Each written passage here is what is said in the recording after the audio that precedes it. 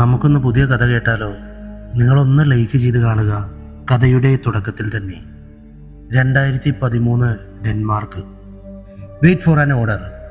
കാറിൻ്റെ ഡാഷ്ബോർഡിൻ്റെ മുകളിലിരുന്ന് വാക്കി ടോക്കി ചെറിയ ഇരപ്പോടെ ശബ്ദിച്ചു. ചുറ്റും മഴ പെയ്യുന്നുണ്ട്. ആകപ്പാടെ മൂടിക്കെട്ടിയ അന്തരീക്ഷം. അക്രമികളാൽ ഹൈജാക്ക് ചെയ്യപ്പെട്ട ഒരു വീടിൻ്റെ മുന്നിൽ കുറച്ചകലെയായി കാറിൽ നിർദ്ദേശങ്ങൾക്കായി കാത്തു നിൽക്കുകയാണ് ഓഫീസർ കാൾമാർക്കും കൂട്ടരും. എല്ലാവരുടെയും കയ്യിൽ ലോഡ് ചെയ്ത പിസ്റ്റലുകൾ തിളങ്ങുന്നുണ്ട്. കാൾ അസ്വസ്ഥനായി ഇടയ്ക്കിടെ വീട്ടിലേക്ക് നോട്ടം വായിച്ചു.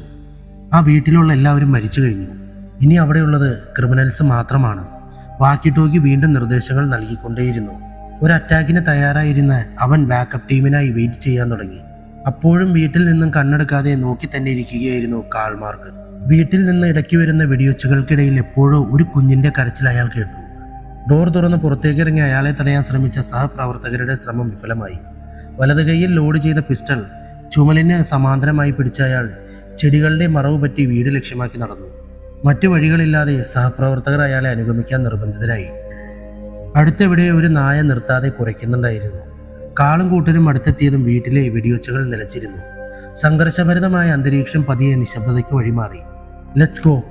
നിശബ്ദതയ്ക്ക് വിരാമം ഇട്ടുകൊണ്ട് കാളിന്റെ നിർദ്ദേശം വന്നു. ഡോർ ചവിട്ടി തുറന്ന ഓഫീസർമാരിൽ ഒരാൾ അകത്തേക്ക് കടന്നു. ചൂണ്ടിപ്പിടിച്ച പിസ്റ്റൾ ദാഹത്തോടെ അക്രമികൾക്കായി പരതി. വീടിനകത്ത് കുടുംബങ്ങളുടെ മൃതദേഹങ്ങൾ അങ്ങിങ്ങായി രക്തപങ്കിലമായി ചിതറിക്കിടക്കുന്നതല്ലാതെ മറ്റാരും ഉണ്ടായിരുന്നില്ല. നിശബ്ദതയുടെ നിമിഷങ്ങൾ. ക്ലോക്കിന്റെ സൂചി ചലിക്കുന്നത് പോലും വ്യക്തമായി കേൾക്കാൻ പറ്റുന്നത്ര നിശബ്ദത. പിന്നാലെ കാൾ ഉൾപ്പെടുന്ന മറ്റു ഓഫീസർമാരും അകത്തേക്ക് കടന്നിരുന്നു. അവരുടെ ശ്വാസോച്ഛ്വാസങ്ങൾ ക്രമാതീതമായി കൂടി. കാൾ ഒരു കാലടി മുന്നോട്ട് വച്ചതേയുള്ളൂ. തലയ്ക്ക് പിന്നിലൂടെ ഒരു വെടിയുണ്ട പാഞ്ഞു. അത് വശത്തായി സ്ഥാപിച്ചിരുന്ന ഒരു ക്രിസ്തു ചിത്രം തുളച്ചുകൊണ്ട് കടന്നുപോയി. അതിന്റെ ചില്ലുകൾ ചിന്നിച്ചിതറി നിലത്ത് വീണു. പെട്ടെന്നുള്ള ആ ആക്രമണത്തിൽ ഒന്ന് കുനിഞ്ഞുപോയിരുന്നു കാൾമാർക്ക്. അയാൾ മനസംയമനം വീണ്ടെടുക്കുമ്പോഴേക്കും കൂടെയുണ്ടായിരുന്ന ഓഫീസർമാരുടെ ശരീരം തുളച്ച് വെടിയുണ്ടകൾ കടന്നുപോയി. ഇരുന്ന ഇരിപ്പിൽ ഒന്ന് കറങ്ങി കാള് നീട്ടിപ്പിടിച്ച അയാളുടെ പിസ്റ്റൾ 6 തവണ ഗർജിച്ചു. 3 മാസങ്ങൾക്ക് ശേഷം കോപ്പൻഹേഗൻ പോലീസ് ആസ്ഥാനം. ചീഫിന്റെ ഓഫീസിലേക്ക് കയറി വന്നിരിക്കുകയാണ് കാള്. ചീഫ് നീലക്കണ്ണുകളുള്ള മെലിഞ്ഞവനും നീളമുള്ളവനുമായ മനുഷ്യൻ. അല്പം നീരസത്തോടെയാണ് കാളിന്റെ വരവിനെ നോക്കിക്കണ്ടത്. തന്റെ കൂടെ വർക്ക് ചെയ്യാൻ ആർക്കും താല്പര്യമില്ല കാൾ. കൂടെയുള്ളവരെ കൊലയ്ക്ക് കൊടുക്കുന്ന നിന്റെ സമീപനത്തിൽ ഡിപ്പാർട്ട്മെന്റിന് അതൃപ്തിയുണ്ട്. നിന്റെ എടുത്തുചാട്ടവും നിയന്ത്രണമില്ലാത്ത ദേഷ്യവും ഈ ജോലിക്ക് നിന്നെ അയോഗ്യനാക്കുന്നു. സോ നിന്നെ തിരിച്ച് ഡിപ്പാർട്ട്മെന്റിൽ എടുക്കാൻ ബുദ്ധിമുട്ടുണ്ട്. ചീഫിന്റെ ശകാരം ഇഷ്ടപ്പെടാത്ത തരത്തിലായിരുന്നു കാളിന്റെ മുഖഭാവം. ദേഷ്യവും കുറ്റബോധവും നിറഞ്ഞ നോട്ടത്തോടെ അയാൾ ഒന്നും മിണ്ടാതെ ചീഫിനെ കേൾക്കൽ തുടർന്നു. തന്റെ ഇത്ര നാളത്തെ സേവനം കണക്കിലെടുത്ത് തൽക്കാലം പുറത്താക്കലാലോചനയില്ല. മിനിസ്റ്റർ കോൾഡ് കേസുകൾ തീർപ്പാക്കാൻ പുതിയൊരു ഡിപ്പാർട്ട്മെന്റ് ആരംഭിക്കാൻ ആലോചനയിലുണ്ട്. സോ താനായിരിക്കും ഇനി ഡിപ്പാർട്ട്മെന്റ് ക്യൂവിന്റെ മേൽനോട്ടം. Department Q? മനസ്സിലാകാത്തവണ്ണം കാൾ ചീഫിനെ നോക്കി. Yes, department Q. തീർപ്പാക്കാതെ തെളിയിക്കാതെ വർഷങ്ങളായി കെട്ടിക്കിടക്കുന്ന കേസുകൾ ഒരു 2 പേജിൽ റിപ്പോർട്ട് ചെയ്ത് ക്ലോസ് ചെയ്യുക. സിമ്പിൾ. അറ്റ്ലീസ്റ്റ് നിന്റെ സഹപ്രവർത്തകരുടെ ജീവനെങ്കിലും രക്ഷിക്കാൻ നിന്റെ ഈ നിയമനം കൊണ്ട് കഴിയട്ടെ എന്ന് ഞാൻ ആശംസിക്കുന്നു. ചീഫ് പരിഹാസം നിറഞ്ഞ വാക്കുകളിൽ പറഞ്ഞു. കാള് ദേഷ്യപ്പെട്ട് ചീഫിന്റെ ക്യാബിൻ ഡോർ വലിച്ചടച്ചുകൊണ്ട് പുറത്തേക്ക് നടന്നു. മറ്റു ഓഫീസേഴ്സ് അയാളുടെ പെരുമാറ്റത്തെ സാധാരണ പോലെ നോക്കിക്കണ്ടു. കാളിന്റെ മുൻകോപം ഡിപ്പാർട്ട്മെന്റിന് പുതുമയല്ല. അയാളുടെ ആ എടുത്തുചാട്ടങ്ങൾ പലപ്പോഴും ഡിപ്പാർട്ട്മെന്റിന് സഹായകമാണെങ്കിലും ഇതുപോലെയുള്ള ചില അവസരങ്ങളിൽ കൈവിട്ടു പോകാറുണ്ട്. ഹെഡ് ക്വാർട്ടേഴ്സിന്റെ പടവുകൾ ഇറങ്ങി വന്ന കാള് ഡിപ്പാർട്ട്മെന്റ് ക്യൂവിന്റെ ഓഫീസ് കണ്ട് കൂടുതൽ അസ്വസ്ഥനായി. ഡിപ്പാർട്ട്മെന്റ് സമുച്ചയത്തിന്റെ ഏറ്റവും താഴ്ഭാഗത്തായി വേസ്റ്റുകൾ നിക്ഷേപിക്കുന്ന ഒരു സ്ഥലത്തായിരുന്നു ഡിപ്പാർട്ട്മെന്റ് ക്യൂവിന്റെ ഓഫീസിനായി അനുവദിച്ചിരിക്കുന്നത്. ആകെ അലങ്കോലമായി കിടക്കുന്ന അവിടം അയാളുടെ മനസ്സുപോലെ അയാൾക്ക് തോന്നി. വീട്ടിലേക്ക് തിരിച്ചെത്തിയ കാള് വളരെയധികം ക്ഷീണിതനായിരുന്നു. സഹപ്രവർത്തകരുടെ മരണവും ഓഫീസിലെ സംഭവ വികാസങ്ങളും അയാളെ മാനസികമായി തളർത്തി. ഷർട്ടിനു മേലെ ഉണ്ടായിരുന്ന കറുത്ത രോമക്കുപ്പായം ഊരിമാറ്റി ടേബിളിന്റെ വശത്തുള്ള കസാരയിൽ കൊളുത്തിയ ശേഷം അയാൾ ഹാളിലെ സോഫയിലേക്ക് മലർന്നു. എയർ കണ്ടീഷണറിൽ നിന്നും പ്രവഹിച്ച തണുത്ത കാറ്റ് അയാളുടെ ഉറക്കത്തെ പിന്താങ്ങി. രാവിലെ ഉണർന്നതും ഒട്ടും ഉന്മേഷവാനായിരുന്നില്ല കാള്. അലങ്കോലപ്പെട്ട ഓഫീസ് അയാളുടെ മനസ്സിനെ സദാ വേട്ടയാടി. കുളിക്കുമ്പോൾ പോലും ഇനി ജോലിയിൽ തുടരണോ വേണ്ടയോ എന്ന ചിന്തകളുടെ വടംവലി അയാളുടെ പിടിമുറുക്കി. ഒടുവിൽ യാന്ത്രികം എന്ന പോലെ എപ്പോഴോ തയ്യാറായി കാറിൽ കയറി പോലീസ് ആസ്ഥാനത്തേക്ക് തിരിച്ചു. അലങ്കോലമായ ഒരു ഓഫീസിന്റെ മടുത്ത കാഴ്ചകൾ പ്രതീക്ഷിച്ചു വന്ന കാള് കുറെ സമയം അത്ഭുതത്തോടെ നിന്നുപോയി. ഓഫീസിലെ ഫയലുകൾ മുഴുവനും അടുക്കിപ്പറക്കി വച്ചിരിക്കുന്നു. ബോർഡിലായി പിൻ ചെയ്തു വച്ചിരിക്കുന്ന വാർത്തകൾ, ചിത്രങ്ങൾ. ഓഫീസിന്റെ ഉള്ളിൽ നിന്ന് ഒരു പോപ്പ് സംഗീതം ഒഴുകുന്നുണ്ടായിരുന്നു. അയാൾ അകത്തേക്ക് കടന്നു. അവിടെ ഫയലുകൾ അടുക്കി വെക്കുന്ന ഉയരമുള്ള നീണ്ട മൂക്കുള്ള ഒതുങ്ങിയ താടിരോമങ്ങളുള്ള ഒരു മനുഷ്യൻ കാഴ്ചയിൽ ഒരു അറബ് വംശജനായി തോന്നിച്ചു.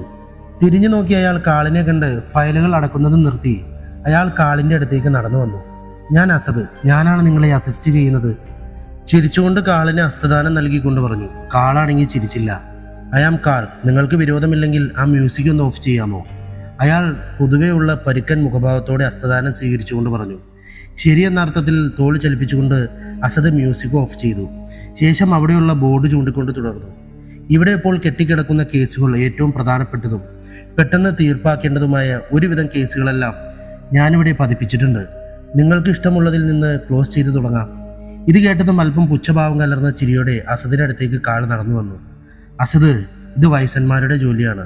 തീർത്തും യൂസ്ലെസ് ആയിട്ടുള്ള പോലീസുകാരെ ഏൽപ്പിക്കുന്ന ജോലി. ഇത് ഞാൻ ചെയ്യാൻ പോകുന്നില്ല. നിങ്ങൾക്ക് എന്നെ അസിസ്റ്റ് ചെയ്യാനും നിങ്ങൾക്ക് വേണമെങ്കിൽ നിങ്ങളുടെ പഴയ ഡിപ്പാർട്ട്മെന്റിലേക്ക് തിരിച്ചു പോകാം. ഇത് കേട്ട അസദിന്റെ മുഖത്തൊരു പുഞ്ചിരി വിരിഞ്ഞു. കാൾ, കഴിഞ്ഞ കുറേ നാളുകളായി ഞാൻ ഇവിടെ തന്നെയാണ് ജോലി ചെയ്യുന്നത്. പിന്നെ ഞാൻ ഈ ജോലിയിൽ സന്തുഷ്ടനാണ്. തുടർന്ന് ഞാൻ ഈ ജോലി തന്നെയാണ് ചെയ്യാൻ ഉദ്ദേശിക്കുന്നത്. നിങ്ങൾക്ക് ഇഷ്ടമുള്ളത് നിങ്ങൾ ചെയ്തോളൂ. ഒരു ചെറിയ ഫ്ലാസ്കിൽ നിന്നും അല്പം കോഫി പകർന്നുകൊണ്ട് അസദ് കാളിന് മറുപടി നൽകി. അസദ് നൽകിയ കോഫി വായിലേക്ക് വെച്ച് കാള് പെട്ടെന്ന് തന്നെ അത് തിരിച്ചെടുത്തു. എന്തോ അയാൾക്ക് അതിന്റെ രുചി ഇഷ്ടപ്പെട്ടില്ലെന്ന് തോന്നിയ മുഖഭാവമായിരുന്നു അയാൾക്ക്. ശേഷം അവിടെയുണ്ടായിരുന്ന ടെലിഫോണിന്റെ അടുത്തേക്ക് കാള് നടന്നു. റിസീവർ ചെവിയിൽ വെച്ച് അയാൾ ചീഫിന്റെ നമ്പർ ഡയൽ ചെയ്തു. മറുതലയ്ക്കൽ ഫോൺ അറ്റൻഡ് ചെയ്തതും കാൾ സംസാരിച്ചു തുടങ്ങി. എനിക്കിവിടെ തുടരാൻ കഴിയില്ല ചീഫ്, മറ്റെന്തെങ്കിലും ജോലിയുണ്ടോ? അടുത്തുള്ള മേശമേൽ വെച്ചിരുന്ന ഫയലുകളിലൂടെ കണ്ണോടിച്ചുകൊണ്ട് കാളത് പറഞ്ഞു. പെട്ടെന്ന് എന്തോ കണ്ടെന്ന പോലെ അയാളുടെ കണ്ണുകൾ ഒരു ഫയലിലും അതിൽ പതിച്ചിരുന്ന ഫോട്ടോയിലും പതിഞ്ഞു. Karl, are you there? Can you hear me? മറുതലയ്ക്കൽ ചീഫിന്റെ ശബ്ദം മുഴങ്ങി കേട്ടുകൊണ്ടേയിരുന്നു. പക്ഷെ കാൾ അതൊന്നും ശ്രദ്ധിക്കുന്നുണ്ടായിരുന്നില്ല. മേശമേലിരുന്ന ഫയലിലും അതിൽ പിൻ ചെയ്തു വെച്ചിരുന്ന ഫോട്ടോയിലുമായിരുന്നു അയാളുടെ ശ്രദ്ധ മുഴുവനും. ഇതേസമയം അസദാകട്ടെ ഫയലുകൾ അടുക്കി വെക്കുന്ന തിരക്കിലായിരുന്നു. റിസീവർ താഴെ വെച്ചുകൊണ്ട് കാള് ആ ഫയലിന്റെ അടുത്തേക്ക് നടന്നു. ഫയല് കയ്യിലെടുത്ത ശേഷം അതിന്റെ മുകളിലായി പതിപ്പിച്ചിരുന്ന ഫോട്ടോയിലേക്ക് കുറെ നേരം ഉറ്റുനോക്കി. നദിക്കരയിൽ മരിച്ചു കിടക്കുന്ന ഒരാള്. മൃതദേഹത്തിന്റെ വസ്ത്രങ്ങൾ അങ്ങിങ്ങായി കീറിയിട്ടുണ്ട്. അടുത്തായി അയാളുടെ പണമടങ്ങിയ ഒരു ബെല്ലി ബാഗും ഒരു ചാവിയും കിടക്കുന്നു. മണ്ണിൽ മുഖം കുത്തിയാണ് ബോഡിയുടെ കിടപ്പ്. കാൾ ആ ഫോട്ടോ കയ്യിലെടുത്ത് അടുത്തുണ്ടായിരുന്ന കസാരയിലേക്ക് ഇരുന്നു. ഇത് ബ്ലെയർ ആദംസിന്റെ കേസാണല്ലോ. അപ്പോൾ നമുക്ക് ഇതിൽ നിന്നും തുടങ്ങാമല്ലേ? ഒരു കൂട്ടം ഫയലുകൾ എടുത്തുകൊണ്ടുവരുന്ന കൂട്ടത്തിൽ കാളിന് പിന്നിൽ നിന്നും ഫോട്ടോ നോക്കിക്കൊണ്ട് അസദ് പറഞ്ഞു. പിറകിൽ നിന്ന് അസദിനെ ഒന്ന് തിരിഞ്ഞു നോക്കിയ ശേഷം കാള് മറുപടി ഒന്നും പറയാതെ വീണ്ടും ഫോട്ടോയിലേക്ക് ശ്രദ്ധിച്ചു. സ്വീഡനിലെ ഒരു കൺസ്ട്രക്ഷൻ കമ്പനിയിലെ ഫോർമാൻ ആയിരുന്നു ഇയാള്. പൊതുവെ ശാന്ത സ്വഭാവക്കാരനായിരുന്ന ആദം പെട്ടെന്നൊരു നാൾ അസ്വാഭാവികമായി പെരുമാറാൻ തുടങ്ങിയത്രേ. തന്നെ ആരോ കൊല്ലാൻ വരുന്നതായി ഇയാൾ ബന്ധുക്കളോടും സുഹൃത്തുക്കളോടും പറയുന്നുണ്ടായിരുന്നു. കയ്യിലിരുന്ന ഫയലുകൾ അടുത്തുള്ള മേശമേൽ വെച്ചുകൊണ്ട് അസദ് പറഞ്ഞു. ഇതേസമയം കേസ് ഫയലിനോടൊപ്പമുള്ള ഫോട്ടോഗ്രാഫ്സ് മറിച്ചു നോക്കുകയായിരുന്നു കാള്. ഒരിക്കൽ അക്കൗണ്ടിലുണ്ടായിരുന്ന 6000-ഓളം സ്വീഡിഷ് ക്രോണ പണമായും കൂടെ സമ്പാദ്യമായി ഉണ്ടായിരുന്ന കുറച്ച് ആഭരണങ്ങളും എടുത്ത് ഇയാൾ കാർ മാർഗം കോപ്പൻഹാഗനിലേക്ക് കടക്കാൻ ശ്രമിച്ചു. ബോർഡറിൽ ഉണ്ടായിരുന്ന സുരക്ഷാ ഉദ്യോഗസ്ഥർ തടഞ്ഞത് കാരണം അന്ന് അയാൾക്ക് ഡെൻമാർക്കിൽ പ്രവേശിക്കാനായില്ല. ഫ്ലാസ്കിൽ നിന്നും കോഫി പകർന്നുകൊണ്ട് അസദ് തുടർന്നു. ശേഷം വിമാനമാർഗം ഡെൻമാർക്കിലേക്ക് വരാൻ ടിക്കറ്റ് ബുക്ക് ചെയ്യുകയും പിന്നീട് എന്തുകൊണ്ടോ അത് ക്യാൻസൽ ചെയ്ത് വീണ്ടും കാർ മാർഗം കോപ്പൻഹേഗനിൽ വരികയും ചെയ്തു. അവിടെ വന്ന് ഹോട്ടൽ ക്യാബിൻ സിറ്റിയിലും ഒരു റൂം ബുക്ക് ചെയ്യുന്നു. റൂമിൽ ലഗേജുകൾ വെച്ച ശേഷം പുറത്തേക്ക് പോയി എന്നാണ് അവസാനമായി അയാളെ ജീവനോടെ കണ്ട ഒരാളുടെ മൊഴി. ഹോട്ടലിലെ CCTV ദൃശ്യങ്ങളിൽ അയാളെ അസ്വസ്ഥനായി കാണപ്പെട്ടിരുന്നു. പിന്നീട് ഹോട്ടലിൽ നിന്നും 60 മൈൽ അകലെയുള്ള ഗുഡന നദിക്കരയിൽ മൃതദേഹം കണ്ടെത്തുന്നു. വയറിൽ ആഴത്തിലുണ്ടായിരുന്ന മുറിവാണ് മരണകാരണം. അസദ് പറഞ്ഞു നിർത്തി. അപ്പോൾ അതാണല്ലേ 5 വർഷമായി തെളിയിക്കാനാകാതെ കിടക്കുന്ന റോബർട്ട് ഡെന്നിസ് ബ്ലെയർ ആദംസ് എന്ന ഇയാളുടെ സംഭവബഹുലമായ മരണകഥ. ഫയല് മേശപ്പുറത്ത് വെച്ചുകൊണ്ട് കാള് പറഞ്ഞു. അപ്പോഴേക്കും അയാളുടെ ഗൗരവഭാവം കുറഞ്ഞിട്ടുണ്ടായിരുന്നു. അസദ് അല്പം കോഫി കാളിന് നേരെ നീട്ടി. കാൾ അസദിനെ ഒന്ന് ഒഴിഞ്ഞു നോക്കിയ ശേഷം വേണ്ട എന്ന അർത്ഥത്തിൽ തലയാട്ടി. മുൻപ് കുടിച്ച കോഫിയുടെ വിരസത അയാളുടെ നാവിനെ വിട്ടുപോയിട്ടുണ്ടായിരുന്നില്ല.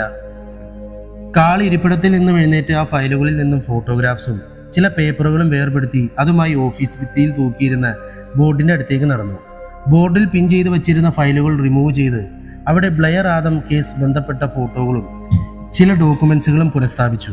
ശേഷം കുറച്ച് പിന്നിലേക്ക് മാറി നിന്ന് അവ നോക്കിക്കണ്ടു. അപ്പോഴേക്കും അസദ് കുറച്ച് ബ്ലാങ്ക് പേപ്പേഴ്സുമായി കാളിന്റെ അടുത്തേക്ക് എത്തിയിരുന്നു. റിപ്പോർട്ട് എഴുതി തുടങ്ങാം. എന്താണ് കാൾ നിങ്ങളുടെ ഫൈൻഡിങ്സുകൾ? പേപ്പറും പേനയും തയ്യാറാക്കിയ കാളിന്റെ വാക്കുകൾക്കായി കാതോർത്തുകൊണ്ട് അസദ് ചോദിച്ചു. റിപ്പോർട്ട് എഴുതാൻ നമ്മൾ ഇതേപ്പറ്റി ഒന്നും അന്വേഷിച്ചില്ല അസദ്. അസദിന് നേർക്ക് ഒരു സംശയത്തിന്റെ നോട്ട് പറഞ്ഞുകൊണ്ട് കാള് പറഞ്ഞു. അതേസമയം ഒന്നും മനസ്സിലാകാത്ത വണ്ണം കാളിനെ നോക്കുകയായിരുന്നു അസദ്. അയാൾ കാളിനെയും ബോർഡിൽ പതിപ്പിച്ചിരുന്ന ഫോട്ടോഗ്രാഫ്സിനെയും മാറി മാറി നോക്കി. നമ്മൾ ഡിപ്പാർട്ട്മെന്റ് ക്യൂവിലാണ് ഇപ്പോൾ വർക്ക് ചെയ്യുന്നതെന്ന് നിങ്ങൾ മറന്നുപോയെന്ന് ഞാൻ കരുതുന്നു കാൾ. ഇവിടെ അന്വേഷണവുമില്ല, കണ്ടെത്തലുകളുമില്ല. ഇവിടെ ആകെയുള്ളത് കണ്ണടച്ച് എഴുതിവിടുന്ന റിപ്പോർട്ടുകൾ മാത്രമാണ്. ചിരിച്ചുകൊണ്ട് കാളിന്റെ തോളിൽ തട്ടിക്കൊണ്ട് അസദ് പറഞ്ഞു. ഞാനാണെങ്കിൽ അങ്ങനെ ചെയ്യില്ല. കാള് തിരിഞ്ഞു നടന്നുകൊണ്ട് പറഞ്ഞു. അത് പറയുമ്പോൾ അയാളുടെ മുഖത്ത് ഗൂഢമായൊരു ഭാവമുണ്ടായിരുന്നു.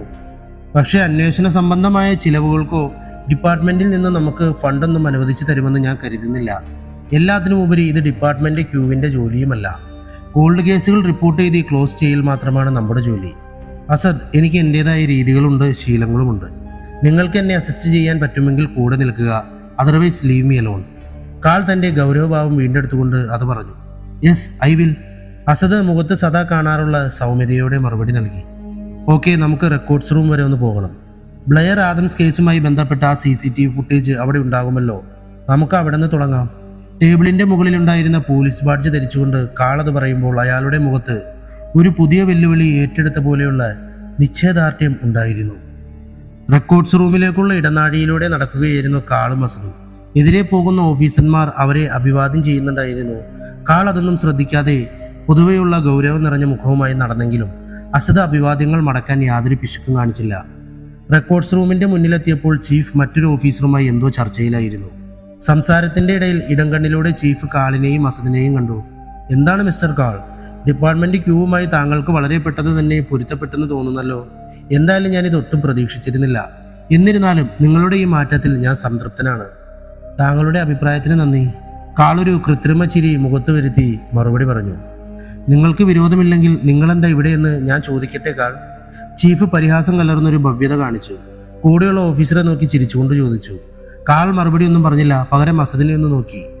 ചീഫ്, ബ്ലെയർ ആദംസ് കേസുമായി ബന്ധപ്പെട്ട ചില റെക്കോർഡ്സുകൾ പരിശോധനയ്ക്ക് ആവശ്യമായി വന്നിരിക്കുന്നു. അയാൾ താമസിച്ച ഹോട്ടൽ ക്യാബിൻ സിറ്റിയിലെ ഫുട്ടേജുകൾ. അസദ് പറഞ്ഞു തീരും മുമ്പേ അയാളെ തടഞ്ഞുകൊണ്ട് ചീഫ് കൈ ഉയർത്തി. അസദ്, താങ്കൾ കുറച്ചു നാളായി ഡിപ്പാർട്ട്മെന്റ് ക്യൂവിൽ വർക്ക് ചെയ്യുന്നുണ്ടെന്നാണ് ഞാൻ വിചാരിക്കുന്നത്. അതിന്റെ രീതികൾ താങ്കൾക്ക് ഇന്നും അറിയില്ലെന്നത് എന്നെ ശരിക്കും അത്ഭുതപ്പെടുത്തുന്നുണ്ട്. അസദ് ഒന്നും പറഞ്ഞില്ല. റിപ്പോർട്ട് എഴുതുക മാത്രമാണ് നിങ്ങളുടെ ജോലി. അതിൽ കവിഞ്ഞൊന്നും ഡിപ്പാർട്ട്മെന്റ് നിങ്ങളിൽ നിന്നും പ്രതീക്ഷിക്കുന്നില്ല. സോ നിങ്ങൾക്കത് മനസ്സിലായെന്ന് വിചാരിക്കുന്നു. ഒന്നും അന്വേഷിക്കാതെ കണ്ണടച്ച റിപ്പോർട്ടുകൾ എഴുതിവിടാൻ എനിക്ക് ബുദ്ധിമുട്ടുണ്ട് ചീഫ്. കുറഞ്ഞത് ഞാൻ എഴുതുന്നത് ശരിയാണെന്ന് എന്നെയെങ്കിലും എനിക്ക് ബോധിപ്പിക്കണമെന്നുണ്ട്. ചീഫിന്റെ ചോദ്യത്തിൽ പരിങ്ങി നിൽക്കുന്ന അസദിനെ പിന്താങ്ങിക്കൊണ്ട് കാളത് പറഞ്ഞു. നിങ്ങൾ പരിമിതികൾ കടക്കുന്നു കാൾ. നിങ്ങൾക്ക് വേണ്ടി ചിലവഴിക്കാൻ ഡിപ്പാർട്ട്മെന്റിൽ പണമില്ല, സമയവും. നിങ്ങൾക്ക് പറ്റുമെങ്കിൽ തുടരുക. ഇയാൾക്ക് വേണ്ടി അടുത്തതായി ബലിയാടാകാൻ പോകുന്നത് നിങ്ങളുടെ ജീവനായിരിക്കും അസദ്. അവരുടെ വാഗ്വാദങ്ങളിൽ മൗനിയായി പോയ അസദിനെ നോക്കിക്കൊണ്ട് ചീഫ് പറഞ്ഞവസാനിപ്പിച്ചു. കാളൊന്നും മിണ്ടാതെ തിരിഞ്ഞു നടന്നു. അയാളുടെ മുഖം കോപത്താൽ വിറയ്ക്കുന്നുണ്ടായിരുന്നു. അസദ് അയാളെ അനുഗമിച്ചു. ചീഫ് അവരുടെ ആ പോക്കിനെ ഒരു പുച്ഛത്തോടെ നോക്കി കണ്ടു. അസദ്, നിങ്ങൾക്ക് ഭയമുണ്ടോ? നടക്കുമ്പോൾ മൗനത്തെ മുറിച്ചുകൊണ്ട് കാൾ ചോദിച്ചു. ഭയമോ? എന്ത്? നിങ്ങളെന്താ ഉദ്ദേശിക്കുന്നത്? ഒന്നും മനസ്സിലാകാത്ത വണ്ണം അസദ് കാളിനെ നോക്കി. ചീഫ് പറഞ്ഞതിനെ പറ്റി എൻ്റെ കൂടെ ജോലി ചെയ്യുന്നത് സുരക്ഷിതമല്ല അസദ്. കാൾ പറഞ്ഞത് കേട്ട് അസദ് ഒന്ന് പുഞ്ചിരിച്ച ശേഷം കാളിനെ നോക്കി. നോക്കൂ കാൾ, ജനിച്ചാൽ ഒരിക്കൽ മരിക്കും. അത് താങ്കൾക്ക് വേണ്ടിയാണെങ്കിൽ ഞാൻ അതിനെ ഒട്ടും വില കുറച്ച് കാണുന്നില്ല. അപ്പോഴേക്കും അവർ വെളിയിൽ കാറിൻ്റെ അടുത്തെത്തിയിരുന്നു. അസദിന്റെ മറുപടി കേട്ട് കാൾ അല്പനേരം മിണ്ടാതെ നിന്നു. അസദ് കാളിൻ്റെ അടുത്തേക്ക് നീങ്ങി നിന്നു. അയാളുടെ തോളിലൊന്ന് കൈവച്ച് പെട്ടെന്നൊരു കൊച്ചുകുട്ടിയെ പോലെ കാൾ അയാളെ കെട്ടിപ്പിടിച്ചു. ഉള്ളിലെരിയുന്ന കനലുകൾക്ക് ഒരു ആശ്വാസം എന്നോണമായിരുന്നു അസദിന്റെ ആ മറുപടി. സദാ ഗൗരവക്കാരനായ കാളിൽ നിന്നും ഇങ്ങനൊരു പ്രതികരണം ഒരിക്കലും അസദ് പ്രതീക്ഷിച്ചിരുന്നില്ല. കാറിൽ കയറി അസദ് വണ്ടിയെടുക്കുന്നതിന് മുമ്പായി ഫ്ലാസ്കിൽ നിന്നും അല്പം കോഫി പകർന്ന് അത് കാളിന് നേരെ നീട്ടി. കാളൊന്ന് അസദിനെ നോക്കിയ ശേഷം ചിരിച്ചുകൊണ്ട് അത് വാങ്ങി കുടിക്കുമ്പോൾ കാളിന്റെ മുഖത്ത് പഴയ അസംതൃപ്തി ഉണ്ടായിരുന്നു. എനിക്കറിയാം എൻ്റെ കോഫി അത്ര മെച്ചമല്ലെന്ന്. താങ്കൾക്കായി അടുത്ത തവണ ഞാൻ കുറച്ചുകൂടി മെച്ചപ്പെടുത്താൻ ശ്രമിക്കാം. കാളിന്റെ മുഖഭാവം ശ്രദ്ധിച്ചുകൊണ്ട് അസദ് പറഞ്ഞു. കാറ് മുന്നോട്ട് നീങ്ങി. കാള് വെളിയിലേക്ക് നോക്കുകയായിരുന്നു. പിന്നിലേക്ക് ഓടിമറിയുന്ന തെരുവ് വിളക്കുകളും കെട്ടിട സമുച്ചയങ്ങളും കാൾ ശ്രദ്ധിച്ചതേയില്ല. ചീഫിനെന്താ നിങ്ങളോട് ഇത്ര വിരോധം കാൾ? ഡ്രൈവ് ചെയ്യുമ്പോൾ കാളിന്റെ ചിന്തകളെ മുറിച്ചുകൊണ്ട് അസദ് ചോദിച്ചു. 3 മാസം മുമ്പ് നടന്ന ആ ഓപ്പറേഷനിൽ മരിച്ച 4 പേരിൽ ഒരാൾ ചീഫിന്റെ മകനായതുകൊണ്ട് വെളിയിൽ നിന്ന് കണ്ണെടുക്കാതെ കാൾ മറുപടി നൽകി. എനിക്കറിയാം, വ്യക്തിപരമായ കാരണങ്ങൾ കാരണം ചീഫിന് എന്നെ ജോലിയിൽ നിന്നും പിരിച്ചുവിടാൻ സാധിക്കില്ല. അതുകൊണ്ടാണ് ഈ പ്രഹസനങ്ങൾ. ഞാൻ തന്നെ രാജിവെച്ച് പോകണം, അതാണ് അയാളുടെ ഉദ്ദേശവും. പക്ഷേ ഞാൻ ചീഫിനെ ഒരിക്കലും കുറ്റപ്പെടുത്തില്ല. മകനെ നഷ്ടപ്പെട്ട ഒരു പിതാവിൻ്റെ വേദന കൊണ്ട് ചെയ്യുന്ന ഏറ്റവും കുറഞ്ഞ കാര്യമാണിത്, കാള് പറഞ്ഞു. നിങ്ങളെ ഞാൻ കുറ്റപ്പെടുത്തില്ല കാൾ. ജോലിയോടുള്ള ആത്മാർത്ഥതയാണ് നിങ്ങളെ ഈ അവസ്ഥയിൽ എത്തിച്ചതെന്ന് എനിക്ക് മനസ്സിലാകും. ഏത് സാഹചര്യത്തിലും നിങ്ങളുടെ കൂടെ ഞാനുണ്ടാകുമെന്ന് നിങ്ങൾക്ക് ഞാൻ വാക്ക് തരുന്നു കാൾ. അസദ് കാളിനെ നോക്കി പറഞ്ഞു. അങ്ങനെയാണെങ്കിൽ ഇന്ന് രാത്രി എനിക്ക് വേണ്ടി നിങ്ങൾ റെക്കോർഡ് റൂമിൽ നിന്നും ബ്ലെയർ ആദംസ് കേസ് സംബന്ധപ്പെട്ട ഫയലുകൾ മോഷ്ടിച്ചു തരണം അസദ്, കാൾ പറഞ്ഞു. അയാളുടെ വാക്കുകൾ കേട്ട് അസദ് തെല്ല അത്ഭുതത്തോടെ കാളിനെ നോക്കി. സമയം അർദ്ധരാത്രി കഴിഞ്ഞിരിക്കുന്നു. കാളും അസദും പോലീസ് ആസ്ഥാനത്തിനടുത്തുള്ള റോഡിൽ ഇരുട്ട് കട്ടപിടിച്ച് കിടക്കുന്ന ഇടത്തായി കാറിൽ വെയിറ്റ് ചെയ്യുകയാണ്. കാളിന്റെ നോട്ടം റോഡിലേക്ക് തന്നെയായിരുന്നു. അസദാകട്ടെ തൻ്റെ പ്രിയപ്പെട്ട കോഫി കുടിക്കുന്ന തിരക്കിലും. റോഡിൽ തിരക്ക് കുറഞ്ഞു വരുന്നതനുസരിച്ച് സമയവും ഇഴഞ്ഞു നീങ്ങിക്കൊണ്ടേയിരുന്നു. റെക്കോർഡ് റൂമിന്റെ സുരക്ഷകൾ മറികടന്ന് നിങ്ങൾ എങ്ങനെയാണ് അത് കൈക്കലാക്കാൻ ഉദ്ദേശിക്കുന്നത് Karl? Do you have any plans? ഒരു ഇറക്ക് കോഫി അകത്ത് ചെന്ന ഉന്മേഷത്തിൽ അസദ് ചോദിച്ചു. റെക്കോർഡ്സ് റൂമിൽ നിന്ന് ഡ്യൂട്ടി ഉള്ളത് ആരായാലും ഞാൻ അവിടെ ചെന്ന് അവരുമായി എന്തെങ്കിലും സംസാരിക്കാനുള്ള കാരണമുണ്ടാകും. ആ സമയത്ത് നിങ്ങൾ പഞ്ച് ചെയ്യാനുള്ള കാർഡ് കൈക്കലാക്കി അകത്ത് കിടക്കുക. നിങ്ങൾ വരുന്നവരേക്കും അവരുടെ ശ്രദ്ധ തിരിക്കുന്നത് ഞാൻ നോക്കിക്കോളാം. റോഡിൽ നിന്നും കണ്ണെടുക്കാതെ കാൾ മറുപടി നൽകി. സംഗതി അല്പം ക്ലീശയാണ് കാൾ, ഇത് വർക്കാകുമോ? കാൾ അതിന് മറുപടിയൊന്നും പറഞ്ഞില്ല. ഗേറ്റിൽ കൂടി നൈറ്റ് പെട്രോളിങ്ങിനായുള്ള കാറുകൾ ഇടവിട്ട് പോയിക്കൊണ്ടേയിരുന്നു. സമയം പിന്നെയും കടന്നുപോയി. ഒടുവിൽ അവരുടെ കാത്തിരിപ്പിന് വിരാമം ഇട്ടുകൊണ്ട് ചീഫിന്റെ കാറും പുറത്തേക്ക് വന്നു. അത് വലത് തിരിഞ്ഞ് മുന്നോട്ട് നീങ്ങി. പതിയെ കാറിന്റെ പിന്നിലുള്ള ചുവപ്പ് വെളിച്ചം ഇരുട്ടിൽ അലിഞ്ഞു ചേർന്നു. അസദ് കാർ മുന്നോട്ടെടുത്തു. അത് പതിയെ ഗേറ്റ് കടന്ന് അകത്തേക്ക് പ്രവേശിച്ചു. പാർക്കിംഗ് ഏരിയയിൽ വണ്ടി നിർത്തിയ ശേഷം അസദും കാളും പുറത്തിറങ്ങി. അവർ റെക്കോർഡ്സ് റൂം ലക്ഷ്യമാക്കി നടക്കുകയാണ്. അസദ്, റെക്കോർഡ്സ് റൂമിന്റെ അടുത്തേക്ക് അവർ നടന്നതും റൂം കീപ്പറായി എല്ലാ പിന്നിൽ നിന്നും വിളിച്ചു. എന്തോ കള്ളം ചെയ്ത് പിടിക്കപ്പെട്ടവരെ പോലെ കാളും അസദും തിരിഞ്ഞു നോക്കി. എല്ലാ മാൻസൺ, സ്വർണ്ണ തലമുടിയുള്ള തവിട്ട് നിറത്തിൽ കണ്ണുകളുള്ള മെലിഞ്ഞ ശരീരമുള്ള 30 വയസ്സുകാരി. അസദിന്റെ സുഹൃത്താണ്. ചീഫ് പറഞ്ഞിരുന്നു നിങ്ങൾ ഇന്നിവിടെ എത്തുമെന്ന്. നിങ്ങളെ അകത്തേക്ക് അലോ ചെയ്യരുതെന്ന് നിർദ്ദേശം. നിങ്ങൾ അകത്തേക്ക് കടക്കാനാണ് ശ്രമിക്കുന്നതെങ്കിൽ എനിക്ക് നിങ്ങളെ തടയേണ്ടി വരും. ഗൗരവത്തോടൊപ്പം അല്പം ചിരി കലർത്തി എല്ലാ മാൻസൺ പറഞ്ഞു. I need your help. എനിക്ക് 5 വർഷം മുമ്പ് നടന്ന ബ്ലെയർ ആദംസ് കേസുമായി ബന്ധപ്പെട്ട മുഴുവൻ രേഖകളും വേണം. ഇത് വളരെ ഇമ്പോർട്ടൻ്റ് ആയ ഒരു കാര്യമാണ്. അസദ് തൻ്റെ ആവശ്യം എല്ലേ പറഞ്ഞ് മനസ്സിലാക്കാൻ ശ്രമം നടത്തി. ഇല്ല, എന്നെക്കൊണ്ട് സാധിക്കില്ല. പക്ഷെ എനിക്ക് ചെറിയൊരു കാര്യം ചെയ്യാൻ സാധിക്കും. എല്ലാ തൻ്റെ നിസ്സഹായാവസ്ഥ വെളിവാക്കുന്നതിനോടൊപ്പം അസദിനും കാളിനും പ്രതീക്ഷകൾ കൂടി നൽകി. നിങ്ങൾ അന്വേഷിക്കുന്ന ആ ഫയൽ ഈ റെക്കോർഡ്സ് റൂമിലില്ല. നിങ്ങളത് അന്വേഷിച്ച് വന്നതിന് പിന്നാലെ ചീഫ് അത് അദ്ദേഹത്തിൻ്റെ ക്യാബിനിലേക്ക് മാറ്റി. റെക്കോർഡ്സ് റൂമിൽ കടക്കുന്നതിൽ നിന്ന് എനിക്ക് നിങ്ങളെ തടയാം, പക്ഷേ ക്യാബിനിൽ കയറുന്നതിൽ അങ്ങനെയല്ല. എല്ലാം പറഞ്ഞ് അവസാനിപ്പിച്ചതും കാര്യം മനസ്സിലായെന്ന മട്ടിൽ അസദ് ഒന്ന് പുഞ്ചിരിച്ചു. ശേഷം അവർ ചീഫിൻ്റെ ക്യാബിനിലേക്ക് നടന്നു. അമിതമായ കോപം ഒരാളെ അന്ധനാക്കും. നടക്കുന്നതിൻ്റെ ഇടയിൽ കാൾ പറഞ്ഞത് മനസ്സിലാക്കാത്ത മുഖഭാവത്തോടെ അസദ് അയാളെ നോക്കി. നിങ്ങൾ എന്താണ് ഉദ്ദേശിക്കുന്നത് കാൾ? ഉള്ളിൽ തികട്ടി വന്ന ജിജ്ഞാസ അടക്കാനാവാതെ അസദ് ചോദിച്ചു. ചീഫ് നമ്മളിൽ നിന്നും ആ ഫയൽ ഒഴിവാക്കാനുള്ള ഏറ്റവും സുരക്ഷിതമായ സ്ഥലം ഈ റെക്കോർഡ്സ് റൂം തന്നെയായിരുന്നു. പക്ഷെ അദ്ദേഹം കാണിച്ച അതിബുദ്ധി അത് നമ്മളിലേക്ക് എത്തുന്നതിൻ്റെ വേഗത കൂട്ടി. റെക്കോർഡ്സ് റൂമിൽ നമ്മൾ കടക്കുന്നത് തടഞ്ഞാൽ നമ്മൾ നിരാശരായി മടങ്ങുമെന്ന് അയാൾ പ്രതീക്ഷിച്ചിരിക്കണം, കാൾ വിശദീകരിച്ചു. അപ്പോഴേക്കും അവർ ചീഫിൻ്റെ ക്യാബിൻ്റെ മുന്നിൽ എത്തിച്ചേർന്നിരുന്നു. അസദ് അകത്ത് കടന്നു. കാൾ ക്യാബിൻ്റെ പുറത്ത് കാത്തിരുന്നു. മറ്റു ഓഫീസേഴ്സ് ശ്രദ്ധിക്കാതിരിക്കാനായി ടേബിളിൻ്റെ മുകളിൽ കിടന്ന് ഒരു മാസിക എടുത്ത് വായിക്കുന്നതായി ഭാവിച്ചു. ഈ സമയം ചീഫിൻ്റെ സേഫ് തുറക്കാനുള്ള ശ്രമത്തിലായിരുന്നു അസദ്. പല നമ്പറുകളും ശ്രമിച്ച് പരാജയപ്പെട്ടിരുന്നു അയാൾ. ഇനിയൊരു ശ്രമം കൂടെ ബാക്കി നിൽക്കെ കാളിനെ വിളിച്ച് കാര്യങ്ങൾ വിശദീകരിച്ചു. D0861 ട്രൈ ചെയ്യേ. പതിഞ്ഞ ശബ്ദത്തിൽ കാൾ അസദിനെ നിർദ്ദേശം നൽകി. അവസാന ശ്രമമാണ്. ഇത് പരാജയപ്പെട്ടാൽ എമർജൻസി അലാം അടിക്കുകയും ചീഫിൻ്റെ ഫോണിലേക്ക് സന്ദേശം അയക്കപ്പെടുകയും ചെയ്യും. ഇത് ചെയ്യണോ വേണ്ടോ എന്ന ചിന്ത അസദിൻ്റെ മനസ്സിൽ വലിയ ആശയക്കുഴപ്പമുണ്ടാക്കി. സമയം കുറെ കടന്നുപോയി. ഒടുവിൽ അസദ് കാളിൻ്റെ വാക്കിനെ വിശ്വാസത്തിലെടുക്കാൻ തീർച്ചയാക്കി. അയാളുടെ വിരലുകൾ ചലിച്ചു. കോഡിലെ ഓരോ കീകളും പ്രസ് ആയിക്കൊണ്ടിരുന്നു. അവസാന ഡിജിറ്റ് അടിക്കുന്നതിന് മുമ്പേ അയാളിലെ നെഞ്ചിടിപ്പ് ഏറിയിരുന്നു. എന്നും വരട്ടെ എന്ന് തീർച്ചയാക്കിക്കൊണ്ട് അയാൾ അവസാന നമ്പർ അമർത്തി. ഡിസ്പ്ലേയിൽ ഗ്രീൻ ലൈറ്റ് തെളിഞ്ഞു. ലോക്കർ തുറക്കപ്പെട്ടു. അസദ് കുറേ നേരത്തേക്ക് ഒന്നും പറയാൻ പറ്റാത്ത അവസ്ഥയിൽ നിന്നു. പിന്നെ സമയം പാഴാക്കാതെ കയ്യിൽ കരുതിയിരുന്ന സ്റ്റോറേജ് ഡിവൈസിലേക്ക് ഡാറ്റാസ് കോപ്പി ചെയ്ത് പുറത്തേക്ക് കടന്നു. അസദ് വെളിയിലേക്ക് വന്നതും കാള് മാസിക മടക്കി വെച്ച് അയാളെ പിന്തുടർന്നു. റെക്കോർഡ്സ് റൂമിന്റെ മുന്നിൽ നിന്ന് എല്ലയ്ക്ക് ഒരു നന്ദി സൂചകമായി പുഞ്ചിരി സമ്മാനിച്ച് അസദ് പാർക്കിംഗ് ഏരിയയിലെ കാറിന്റെ അടുത്തേക്ക് നടന്ന് പുറത്തെത്തിയതും അസദ് കാളിന്റെ കൈ കവർന്നു. നിങ്ങൾ എങ്ങനെയാണ് ആ പാസ്വേഡ് മനസ്സിലാക്കിയത്? അത്ഭുതവും ആകാംക്ഷയും അടക്കാനാകാതെ അസദ് ചോദിച്ചു. അത് ചീഫിന്റെ മകന്റെ പോലീസ് ഐഡി നമ്പറായിരുന്നു. അത് തന്നെയാണ് പാസ്വേഡെന്ന് നിങ്ങളെങ്ങനെ ഉറപ്പിച്ചു? അസദ് വിടാൻ ഭാവമുണ്ടായിരുന്നില്ല. ശരിക്കും അതൊരു ഊഹം മാത്രമായിരുന്നു. ഭാവഭേദങ്ങളൊന്നുമില്ലാതെയായിരുന്നു കാളിൻ്റെ മറുപടി. അപ്പോൾ ആ നമ്പർ തെറ്റിയിരുന്നെങ്കിലോ? നമ്മൾ രണ്ടുപേരും കുടുങ്ങിയേനെ. ഡോർ തുറന്ന് കോ ഡ്രൈവർ സീറ്റിൽ കയറിക്കൊണ്ട് കാളത് പറഞ്ഞു. അപ്പോഴും അയാളുടെ മുഖത്ത് അതേ നിർവികാരത തന്നെയാണ്. അസദാകട്ടെ കുറേ നേരം ഒന്നും മിണ്ടാതെ നിന്നുപോയി. നിശ്ചലനായി നിൽക്കുന്ന അസദിനെ നോക്കി കാള് കാറെടുക്കൂ എന്ന അർത്ഥത്തിൽ കണ്ണുകൊണ്ട് ആംഗ്യം കാണിച്ചു. അസദ് മൗനം വെടിഞ്ഞില്ല. ഒന്നും മിണ്ടാതെ അയാൾ കാർ മുന്നോട്ടെടുത്തു. അവർക്കിടയിൽ നിശബ്ദതയുടെ ഒരു പുകമറ നിറഞ്ഞു നിൽക്കുന്നുണ്ടായിരുന്നു. എൻ്റെ പ്രസന്റിനെ പറ്റി എനിക്ക് ആകുലതകളില്ല അസദ്, ഫ്യൂച്ചറിനെ പറ്റിയും. നിങ്ങളാണെങ്കിൽ എനിക്ക് വേണ്ടി ജീവൻ കളയാൻ വരെ തയ്യാറായി നിൽക്കുകയാണ്. അതുകൊണ്ടൊരു റിസ്ക് എടുക്കുന്നതിൽ തെറ്റില്ലെന്ന് എനിക്ക് തോന്നി. നിശബ്ദത അവസാനിപ്പിച്ചുകൊണ്ട് കാള് പറഞ്ഞു. അസദിന്റെ മുഖം അതുവരെ തെളിഞ്ഞിരുന്നില്ല. കാളിന്റെ വാക്കുകൾ കേട്ടതും അയാളുടെ മുഖത്തെ ഗൗരവഭാവം ഒരു പുഞ്ചിരിക്ക് വഴിമാറി. കാറ് മുന്നോട്ട് നീങ്ങി. കാറ് കാളിന്റെ വീടിന്റെ മുന്നിലായി വന്നു നിന്നു.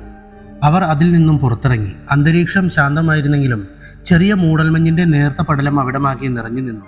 അതിന്റെ ഫലമെന്നോണം അവർ ശ്വസിക്കുമ്പോൾ നാസദ്വാരങ്ങൾ വഴി പുകച്ചുരുളുകൾ പോലെ മഞ്ഞ് വെളിയിലേക്ക് വന്നുകൊണ്ടിരുന്നു. ആ സ്റ്റോറേജ് ഡിവൈസ് എവിടെ? വീടിന്റെ ചാവി തിരിച്ചുകൊണ്ട് കാൾ ചോദിച്ചു. അസദ് അത് തന്റെ പോക്കറ്റിൽ ഉണ്ടെന്നതുപോലെ ആംഗ്യം കാണിച്ചു. അപ്പോഴേക്കും ഡോർ തുറക്കപ്പെട്ടിരുന്നു. അവർ അകത്തേക്ക് കടന്നു. അയാളുടെ സ്വീകരണ മുറിയിലെ പൊക്കം കുറഞ്ഞ മേശയ്ക്ക് മുകളിലായി ചില മാഗസിനുകൾ ചിതറിക്കിടക്കുന്നുണ്ടായിരുന്നു. കാളും അസദും അവിടെയുള്ള സെറ്റിയിൽ ഇരിപ്പുറപ്പിച്ചു. ആ മേശയുടെ അടിയിലുള്ള ചെറിയ ഡ്രോയർ തുറന്ന് കാൾ ഒരു ലാപ്ടോപ്പ് പുറത്തെടുത്തു. അയാളത് ഓൺ ചെയ്യവേ ലാപ്ടോപ്പിന്റെ വാളിൽ ഒരു ഫാമിലി ചിത്രം തെളിഞ്ഞു വന്നു. അതിൽ കാളിന്റെയും വൈഫിന്റെയും കൂടെ ഒരു കുട്ടിയുടെയും ചിത്രമാണ് ഉണ്ടായിരുന്നത്. ഫാമിലിയെ പറ്റി ഒന്നും നിങ്ങൾ എന്നോട് പറഞ്ഞിട്ടില്ലല്ലോ, അസദ് ചോദിച്ചു. കാൾ ആ ചോദ്യത്തിന് മൗനം പാലിച്ചു. അതിങ്ങ് തരൂ എന്ന് ഡിവൈസ് ചൂണ്ടിക്കൊണ്ട് കാൾ ആ ചോദ്യത്തെ മറച്ചു. അസദ് കയ്യിലിരുന്ന ഡ്രൈവ് കാളിനെ കൈമാറി. കാൾ അതേപ്പറ്റി ഒന്നും പറയാൻ താല്പര്യപ്പെടുന്നില്ലെന്ന് അസദിന് തോന്നി. അയാളുടെ സ്വകാര്യതയെ മാനിക്കാതെ ചോദിച്ച ചോദ്യം തെറ്റാണെന്ന് മനസ്സിലാക്കിയ അസദ് പിന്നീട് അതേപ്പറ്റി ഒന്നും ചോദിച്ചില്ല. കാൾ അപ്പോഴേക്കും ഡിവൈസിലുണ്ടായിരുന്ന ഫയൽ ഓപ്പൺ ചെയ്തിരുന്നു. ചെറിയൊരു ബഫറിങ്ങിന് ശേഷം ആ CCTV ഫുട്ടേജ് പ്ലേ ആകാൻ തുടങ്ങി. കോപ്പൻഹേഗനിലെ ഹോട്ടൽ ക്യാബിൻ സിറ്റിയുടെ റിസപ്ഷന്റെ ദൃശ്യങ്ങളാണ് അതിലുണ്ടായിരുന്നത്. ബ്ലെയർ ആദംസ് വരുന്നതും റൂം ചാവി വാങ്ങി പോകുന്നതുമായ ദൃശ്യങ്ങളാണ് തുടക്കത്തിൽ കാണിച്ചത്. അയാളുടെ കയ്യിൽ കുറേ ലഗേജുകൾ ഉണ്ടായിരുന്നു. പിന്നീട് കുറച്ചു നേരത്തേക്ക് അതിൽ അയാളെ കണ്ടിരുന്നില്ല. ആ ദൃശ്യങ്ങളിൽ അസ്വാഭാവികമായൊന്നും കാളിനെ കണ്ടെത്താനായില്ല. കുറച്ച് ഫോർവേഡ് ചെയ്ത് നോക്ക്, വിരസതയോടെ അസദ് പറഞ്ഞു. നോ, ഒരു സെക്കൻഡിൽ നിന്ന് പോലും നമ്മുടെ ശ്രദ്ധ മാറാൻ പാടില്ല. കാരണം എവിടെയാണ് നമുക്കുള്ള തെളിവുണ്ടാകുക എന്ന് പറയാൻ സാധിക്കില്ല. അസദിന്റെ ആവശ്യത്തെ നിരാകരിച്ചുകൊണ്ട് കാള് പറഞ്ഞു. അസദ് അയാൾ പറഞ്ഞത് മനസ്സിലായെന്ന വണ്ണം ഫുട്ടേജിലേക്ക് കൂടുതൽ ശ്രദ്ധ ചെലുത്തി. റിസപ്ഷനിൽ പിന്നെയും ആളുകൾ വന്നു പോയിക്കൊണ്ടിരിക്കുന്നു. കുറെ സമയങ്ങൾക്ക് ശേഷം ബ്ലെയർ ആദംസ് തിരിച്ച് റിസപ്ഷനിലേക്ക് വന്നു. അപ്പോൾ അയാളുടെ കയ്യിൽ ആ ലഗേജ് ഉണ്ടായിരുന്നില്ല. അയാൾ കുറെ നേരം അവിടെ തന്നെ ചെലവഴിച്ചു. തന്നെ ആരെങ്കിലും ശ്രദ്ധിക്കുന്നുണ്ടോ എന്നയാൾ പരിശോധിക്കുന്നതായി അയാളുടെ പെരുമാറ്റം തോന്നിപ്പിച്ചു. പെട്ടെന്ന് എന്തോ കണ്ടു ഭയന്ന പോലെ അയാൾ പുറത്തേക്ക് പോയി. കാളും അസദും വീഡിയോയിലേക്ക് സൂക്ഷിച്ചു നോക്കി. അവർക്ക് ആരെയും കാണാൻ സാധിച്ചില്ല. വീഡിയോ അവിടെ അവസാനിച്ചിരുന്നു. ശേഷം കുറച്ച് ഫോട്ടോസ് തെളിഞ്ഞു വന്നു. അതിൽ ബ്ലെയർ ആദംസിന്റെ പോസ്റ്റ്മോർട്ടം റിപ്പോർട്ടുകളും മറ്റും വിവരങ്ങളുമായിരുന്നു. നമുക്ക് കിട്ടിയ കേസ് ഫയലിൽ ഉള്ളതിനേക്കാൾ കൂടുതലായി ഒന്നുമില്ലല്ലോ, ലാപ്ടോപ്പ് മടക്കിക്കൊണ്ട് കാൾ നിരാശനായി പറഞ്ഞു. അസദ് സെറ്റിയിൽ നിന്ന് എഴുന്നേറ്റ് പുറത്തേക്ക് നടന്നു. നേരം പുലർന്നു വരുന്നതിനോടൊപ്പം ആകാശത്ത് പൊതുവെ കാണാറുള്ള മഴമേഘങ്ങളും ഉണ്ടായിരുന്നു. അയാൾ അവയിലേക്ക് നോക്കി നിൽക്കവേ അതിലൊരു മേഘം ഒരു വലിയ പാമ്പിന്റെ രൂപം സ്വീകരിച്ച് അടുത്തുണ്ടായിരുന്ന മറ്റൊരു മേഘത്തെ വിഴുങ്ങുന്ന പോലെ തോന്നി അസദിന്. അതിനകമ്പടിയായി ചെറിയ മിന്നൽ വെളിച്ചങ്ങളും മേഘങ്ങളിൽ തട്ടി ചിതറിത്തെറിച്ചു. നമ്മൾ വീണ്ടും ഒരു ഡെഡ് എൻഡിലെത്തിയല്ലേ? കാളിന്റെ നിരാശയോടുള്ള ചോദ്യം കേട്ടാണ് അസദ് ആകാശത്ത് നിന്നും കണ്ണുകൾ പിൻവലിച്ചത്. കാളിന്റെ ചോദ്യത്തിന് അതെ എന്ന അർത്ഥത്തിൽ അസദ് തോളുകൾ ചലിപ്പിച്ചു. നിങ്ങളുടെ കോഫി ഒന്ന് എനിക്ക് വേണം, കാള് അസദിനോട് പറഞ്ഞു. രാവിലത്തെ തണുത്ത കാലാവസ്ഥയിൽ നിന്നും രക്ഷ നേടാൻ ഒരു കോഫി കുടിക്കണമെന്ന് അയാളും വിചാരിച്ചിരിക്കുകയായിരുന്നു. അസദ് കാറിന്റെ അടുത്തേക്ക് നടന്നു. അതിൽ നിന്നും ഫ്ലാസ്കും ഒരു കപ്പും പുറത്തെടുത്ത് അതുമായി കാളിന്റെ അടുത്തെത്തി. കപ്പിൽ കോഫി പകർന്ന് കാളിന് നേരെ നീട്ടിയ ശേഷം ഫ്ലാസ്കിന്റെ അടപ്പ് ഭാഗത്തുണ്ടായിരുന്ന കപ്പ് പോലെയുള്ള ഭാഗത്ത് കോഫി നിറച്ച് അയാളും കുടിച്ചു. ഈ കേസ് മുമ്പേ കൈകാര്യം ചെയ്തിരുന്നത് ആരാണ് അസദ്? കോഫി കുടിച്ചുകൊണ്ട് കാൾ ചോദിച്ചു. ജോഹാൻ എമിൽ, റിഗ്സ് പൊലിറ്റി ഷെഫാനായിരുന്നു. അദ്ദേഹമാണ് അവസാനമായി കേസ് അന്വേഷിച്ചതും ഗോൾഡ് കേസുകളിലേക്ക് ഈ കേസിനെ മാറ്റിയതും. അസദ് മറുപടി നൽകി. അദ്ദേഹം ഇപ്പോൾ എവിടെയുണ്ടാവും? കാൾ ചോദിച്ചു. കോപ്പൻഹേഗനിൽ തന്നെ വിശ്രമജീവിതം നയിക്കുകയാണ്. കാളിന്റെ കയ്യിൽ നിന്നും കോഫി ഗ്ലാസ് വാങ്ങിക്കൊണ്ടാണ് അസദ് അത് പറഞ്ഞത്. എനിക്ക് അദ്ദേഹത്തിന്റെ ഒരു അപ്പോയിന്റ്മെന്റ് തരപ്പെടുത്തി തരണം. കുറച്ച് കാര്യങ്ങൾക്ക് വ്യക്തത വരാൻ അദ്ദേഹത്തോട് നേരിട്ട് സംസാരിച്ചേ മതിയാവൂ. കാൾ അത് പറയുമ്പോൾ അയാളുടെ ചിന്തകൾ എവിടേക്കോ അലയുകയാണെന്ന് തോന്നി. ഇപ്പോൾ വേണ്ട, നിങ്ങൾ വിശ്രമിക്കുക. ഇന്നലെ രാത്രിയത്തെ ഉറക്കമൊഴിച്ചൽ നിങ്ങളെ നന്നേ തളർത്തിയിട്ടുണ്ടെന്ന് തോന്നുന്നു. അസദ് ഫോൺ എടുക്കാൻ തുനിഞ്ഞപ്പോൾ തടഞ്ഞുകൊണ്ട് കാള് പറഞ്ഞു. ശേഷം അയാൾ അസദിന്റെ കയ്യിൽ നിന്നും കോഫി ഗ്ലാസുകൾ വാങ്ങി വാഷ് ചെയ്യാനായി അകത്തേക്ക് കൊണ്ടുപോയി. അസദ് ആകാശത്തേക്ക് നോക്കി. അപ്പോഴും ആ മഴമേഘങ്ങൾ അവിടെ തന്നെ ഉണ്ടായിരുന്നു. സമയം ഏകദേശം മധ്യാഹ്നത്തോടടുക്കുന്നു. നേരത്തെ വെയിലുണ്ടെങ്കിലും അന്തരീക്ഷം മൂടിക്കെട്ടി തന്നെയാണ് കിടക്കുന്നത്. സ്വീകരണമുറിയിലെ സോഫയിൽ മയങ്ങിക്കിടക്കുന്ന അസദിനേക്കാൾ തട്ടി വിളിച്ചു. പോകാനുള്ള സമയമായി. അസദ് ഉറക്കച്ചടവോടെ കണ്ണുകൾ മെല്ലെ തുറന്നു. ചുറ്റുമൊന്ന് നോക്കി. നമുക്കിറങ്ങാം, കാൾ ആവർത്തിച്ചു. അസദ് പതുക്കെ എഴുന്നേറ്റെങ്കിലും അയാളിലെ ഉറക്കത്തിന്റെ ആലസ്യം വിട്ടുമാറിയിട്ടുണ്ടായിരുന്നില്ല. അസദ് ഹാളിന്റെ ഒരു മൂലക്കായി സ്ഥാപിച്ചിരുന്ന വാഷ് ബേസിന്റെ അടുത്തേക്ക് നടന്നു. കുറച്ച് വെള്ളം കയ്യിൽ നിറച്ച് മുഖത്ത് തടവി. കാൾ അപ്പോഴേക്കും കാറിന്റെ കോ ഡ്രൈവർ സീറ്റിൽ ഇരിപ്പുറപ്പിച്ചിരുന്നു. അസദ് വീട് ലോക്ക് ചെയ്ത് കാറിലേക്ക് വന്നു കയറി. കയ്യിലിരുന്ന ചാവി കാളിനെ ഏൽപ്പിച്ചു. അയാളത് പോക്കറ്റിലേക്ക് നിക്ഷേപിച്ചു. Asad car മുന്നോട്ടെടുത്തു. മഴമേഘങ്ങൾ പിന്നെയും സൂര്യനെ മറച്ചിരുന്നു. ഞങ്ങള് സെപ്പറേറ്റ് ആണ്, മൗനത്തെ മുറിച്ചുകൊണ്ട് കാൾ പറഞ്ഞു. അയാൾ എന്താണ് പറഞ്ഞതെന്ന് മനസ്സിലാകാതെ അസദ് കാളിനെ നോക്കി. എന്താണ് നിങ്ങൾ ഉദ്ദേശിച്ചത്? ഉള്ളിലുള്ള ചോദ്യം മറച്ചു വയ്ക്കാതെ അസദ് ചോദിച്ചു. നിങ്ങൾ നേരത്തെ ചോദിച്ചില്ലേ എൻ്റെ ഫാമിലിയെ പറ്റി? കാൾ വെളിയിൽ നിന്നും കണ്ണെടുക്കാതെ പറഞ്ഞു. അത് പറയുമ്പോൾ അയാളുടെ മുഖത്ത് ഒരു തരം നിർവികാരതയാണ് ഉണ്ടായിരുന്നത്. അപ്പോൾ ആ കുട്ടി അവനിപ്പോൾ? അസദിന്റെ ചോദ്യം പാതിയിൽ മുറിഞ്ഞിരുന്നു. അവളുടെ കുഞ്ഞാണ്. അത് കുറച്ച് പഴയ ഫോട്ടോസാണ് അസദ്, ഒരു 7 വർഷം മുമ്പുള്ളതാണ്. യാതൊരു ഭാവഭേദവും ഇല്ലാതെ കാളത് പറയുമ്പോൾ 7 വർഷമായി ഏകാന്തനായി വർക്കഹോളിക്കായി ജീവിക്കുന്ന ഒരു മനുഷ്യൻ ഇത്രയും പരുക്കനായി പെരുമാറുന്നതിൽ അത്ഭുതമില്ലെന്ന് ആലോചിക്കുകയായിരുന്നു അസദ്. കാർ പിന്നെയും മുന്നോട്ട് നീങ്ങി. നോ! കാൾ ഒരു സിഗരറ്റ് എടുത്ത് ചുണ്ടിൽ വെച്ച് കത്തിക്കാനൊരുങ്ങവേ അസദ് തടഞ്ഞുകൊണ്ട് പറഞ്ഞു. കാൾ അസദിനെ നോക്കി. കാറിൽ വെച്ച് വേണ്ട കാൾ. നിങ്ങളുടെ ശീലങ്ങളെ തടയാൻ ഞാൻ ആളല്ല കാൾ. വേണമെങ്കിൽ നിങ്ങൾക്കായി ഞാൻ കാർ കുറച്ചു നേരം നിർത്താം, പക്ഷേ കാറിൽ വെച്ച് വേണ്ട. ചുണ്ടിൽ നിന്നെടുത്ത് തിരിച്ച് പാക്കറ്റിലേക്ക് സിഗരറ്റ് തിരികൊണ്ടിരുന്ന കാളിനോടായി അസദ് പറഞ്ഞു. കാൾ വേണ്ട എന്നർത്ഥത്തിൽ ചുമലുകൾ ചലിപ്പിച്ചു. കാൾ അപ്പോഴേക്കും സിറ്റി ഹാൾ സ്ക്വയർ കടന്ന് HC അണ്ടേഴ്സ് ബൊളീവാർഡ് റോഡിലേക്ക് കടന്നിരുന്നു. അവിടെ നിന്നും ഒരു 500 മീറ്റർ മുന്നോട്ട് പോയി കാണണം. വലതുവശത്തുള്ള ഒരു വീടിന്റെ മുന്നിലായി വന്നു നിന്നു. കാളും അസദും കാറിൽ നിന്നും പുറത്തേക്ക് ഇറങ്ങി. കാൾ വീടാകെ മൊത്തത്തിലൊന്ന് നോക്കി. ശേഷം നടന്നു കയറി വീടിന്റെ കതകിൽ തട്ടി. ജോഹാൻ എമിൽ, ഏകദേശം 60 വയസ്സിന് മുകളിൽ പ്രായമുള്ള കുറിയ മനുഷ്യൻ. കഷണ്ടി ബാധിച്ച തലയിൽ വെളുത്ത രോമങ്ങൾ വശങ്ങളിലായി ഒതുങ്ങി നിന്നു. ഫ്രഞ്ച് രീതിയിൽ ക്രമീകരിച്ച താടി രോമങ്ങൾ.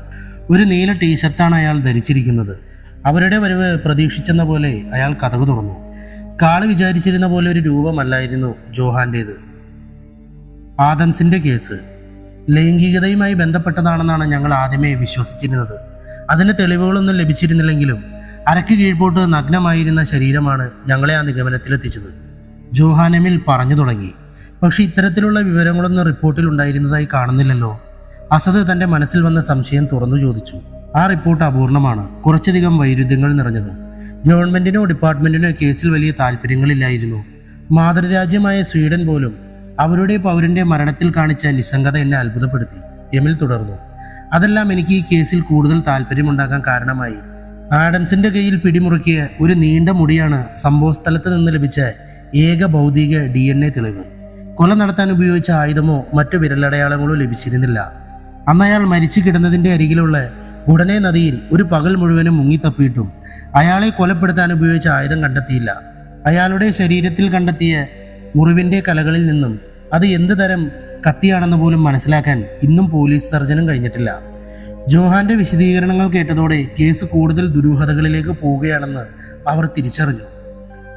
ആദംസിന്റെ അമ്മയുമായി പിന്നീട് ബന്ധപ്പെടാൻ ശ്രമിച്ചെങ്കിലും സാധിച്ചില്ല. ഗവൺമെന്റ് സ്വീഡനിലേക്ക് കൂടുതൽ അന്വേഷണങ്ങൾക്കായി പോകുന്നതിൽ താല്പര്യം കാണിച്ചിരുന്നുമില്ല. ഡിപ്പാർട്ട്മെന്റിൽ അതിനായുള്ള ഫണ്ടുകൾ അനുവദിച്ച് കിട്ടാതിരുന്നതും മറ്റൊരു കാരണമാണ്. ജോഹാൻ എമിൽ തുടർന്നു. പിന്നെ നിങ്ങളത് ഫോളോ അപ്പ് ചെയ്തില്ലേ? കേസിനെ പറ്റിയുള്ള കുറെ കൂടി ആധികാരികവും വ്യക്തവുമായ വിവരങ്ങൾ കിട്ടാനുള്ള ആവേശത്തോടെ കാൾ ചോദിച്ചു. തീർച്ചയായും ചെയ്തു. കുറെ നാളത്തെ അനൗദ്യോഗികമായ ഇടപെടലുകളിലൂടെ ഞാൻ ആദംസിന്റെ അമ്മയുമായി ടെലിഫോണിൽ സംസാരിക്കാൻ ഒരവസരം തരപ്പെടുത്തി. സ്വീഡൻ വിടുന്നതിനും കുറച്ചാഴ്ചകൾക്ക് മുൻപായി ആദംസ് വിചിത്രമായി പെരുമാറാൻ തുടങ്ങിയിരുന്നു അത്രേ. എന്നിരുന്നാലും തന്നെ അലട്ടുന്നതിന്റെ കാരണങ്ങൾ എന്താണെന്ന് അവരോട് തുറന്നു പറയാൻ ആദംസ് വിസമ്മതിച്ചിരുന്നതായും അവർ പറഞ്ഞു. വളരെ വിചിത്രമായിരിക്കുന്നു കാര്യങ്ങൾ. എമിലിന്റെ വിശദീകരണം കേട്ടുകൊണ്ട് അസദ് അറിയാതെ പറഞ്ഞുപോയി. അതെ, എൻ്റെ ഔദ്യോഗിക ജീവിതത്തിൽ ഇത്രയും മിസ്റ്ററികൾ ഒന്നിച്ചു ചേർന്ന മറ്റൊരു കേസ് കൂടി ഉണ്ടായിട്ടുണ്ട്. എമിൽ മറ്റൊരു സംഭവം പറയാനുള്ള തയ്യാറെടുപ്പുകൾ നടത്താനെന്ന പോലെ കയ്യിലിരുന്ന് ബ്ലെയർ ആദംസ് സംബന്ധപ്പെട്ട ഫയലുകൾ താഴെ വെച്ചു. എമിൽ, എനിക്ക് മുന്നേ ഈ കേസിൽ ആത്മാർത്ഥമായ ഒരു സമീപനം നടത്തിയ ആളെന്ന നിലയിൽ നിങ്ങളോട് എനിക്ക് ബഹുമാനമുണ്ട്. ഇതേപ്പറ്റി ഇനിയും അറിയാൻ ഞാൻ ആഗ്രഹിക്കുന്നു. യമനിൽ നിന്ന് കൂടുതൽ വിവരങ്ങൾ എന്തെങ്കിലും കിട്ടുമോ എന്ന പ്രതീക്ഷയിൽ അയാളെ വിഷയത്തിലേക്ക് തിരിച്ചു കൊണ്ടുവരാൻ ഒരു ശ്രമം നടത്തിക്കൊണ്ട് കാള് പറഞ്ഞു. അയാളത് പറഞ്ഞതും എമിൽ ആ ഫയലുകൾ വീണ്ടും കയ്യിലെടുത്തുകൊണ്ട് തുടർന്നു. അയാളിൽ പ്രശ്നങ്ങൾ കണ്ടു തുടങ്ങിയ സമയങ്ങൾ മുതൽ അയാൾ അനോണിമസ് ആൽക്കഹോളിക് പാർട്ടികളിൽ നിന്നും ഒഴിഞ്ഞു നിൽക്കുന്നതും കുറെ കൂടി അന്തർമുഖനായി ആദംസ് കാണപ്പെട്ടതും പിന്നീടുള്ള എൻ്റെ അന്വേഷണങ്ങളിൽ അയാളുടെ ചില സുഹൃത്തുക്കളുമായി ബന്ധപ്പെട്ടപ്പോൾ എനിക്ക് അറിയാൻ സാധിച്ചിരുന്നു. അയാളെ ആരോ കൊല്ലാൻ വരുന്നതായി ആദംസ് ഭയപ്പെട്ടിരുന്നതായും അവർ പറഞ്ഞു. പക്ഷെ എത്ര ചോദിച്ചിട്ടും അത് ആരാണെന്ന് വെളിപ്പെടുത്താൻ മാത്രം അയാൾ തയ്യാറായിരുന്നില്ലത്രേ. ഇതിൻ്റെ ഒരു സംഗ്രഹരൂപം ഞങ്ങൾ റിപ്പോർട്ടിൽ ഓൾറെഡി വായിച്ചു എന്നാണ് വിചാരിക്കുന്നത്. അയാളുടെ മരണത്തെക്കുറിച്ച് മറ്റെന്തെങ്കിലും വിവരങ്ങൾ അങ്ങനെ എന്തെങ്കിലും, അതായത് ഇതുമായി ബന്ധപ്പെട്ട് സംശയിക്കത്തക്ക രീതിയിൽ എന്തെങ്കിലും അറസ്റ്റോ മറ്റോ നടന്നിട്ടുണ്ടോ അന്വേഷണ വഴിയിൽ? അങ്ങനെ എന്തോ കേട്ടെന്ന് ഞാൻ ഓർക്കുന്നു. അതെ, അയാളുടെ മരണം കഴിഞ്ഞ ഒരാഴ്ചയ്ക്കുള്ളിൽ പ്രസ്തുത കേസിൽ ഒരാളുടെ സംയോജിത രേഖാചിത്രം പുറത്തു വന്നിരുന്നു. കോപ്പൻഹേഗനിലെ ഒരു ക്രാക്കർ ബാരൽ റെസ്റ്റോറൻറ്റിന് പുറത്ത് ആദംസ് സംസാരിക്കുന്നത് കണ്ടതായി അവകാശപ്പെടുന്ന 2 സ്ത്രീകൾ നൽകിയ വിവരങ്ങളനുസരിച്ച് തയ്യാറാക്കിയ ഒരാളുടെ രേഖാചിത്രമായിരുന്നു അത്. പക്ഷേ ആ അന്വേഷണവും പാതിയിൽ അവസാനിച്ചു. ആ രൂപരേഖയുമായി ബന്ധമുള്ള ഒരു മുഖം പോലും ഡെൻമാർക്ക് മുഴുവൻ തിരഞ്ഞിട്ടും ഞങ്ങൾക്ക് കണ്ടെത്താനായില്ല. പിന്നെ എപ്പോഴാണ് നിങ്ങൾ ആദംസിന്റെ കേസ് കോൾഡ് കേസിലേക്ക് മാറ്റാൻ നിർബന്ധിതനായത്?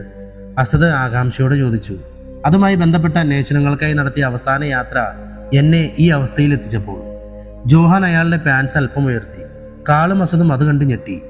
ജോഹാൻ എമിലിന്റെ മുട്ടിന് മുകളിൽ വെച്ച് മുറിച്ചു മാറ്റിയ കാലിന് പകരമായി വില കുറഞ്ഞ തടി കൊണ്ട് നിർമ്മിച്ച ഒരു മരക്കാലായിരുന്നു ഉണ്ടായിരുന്നത്.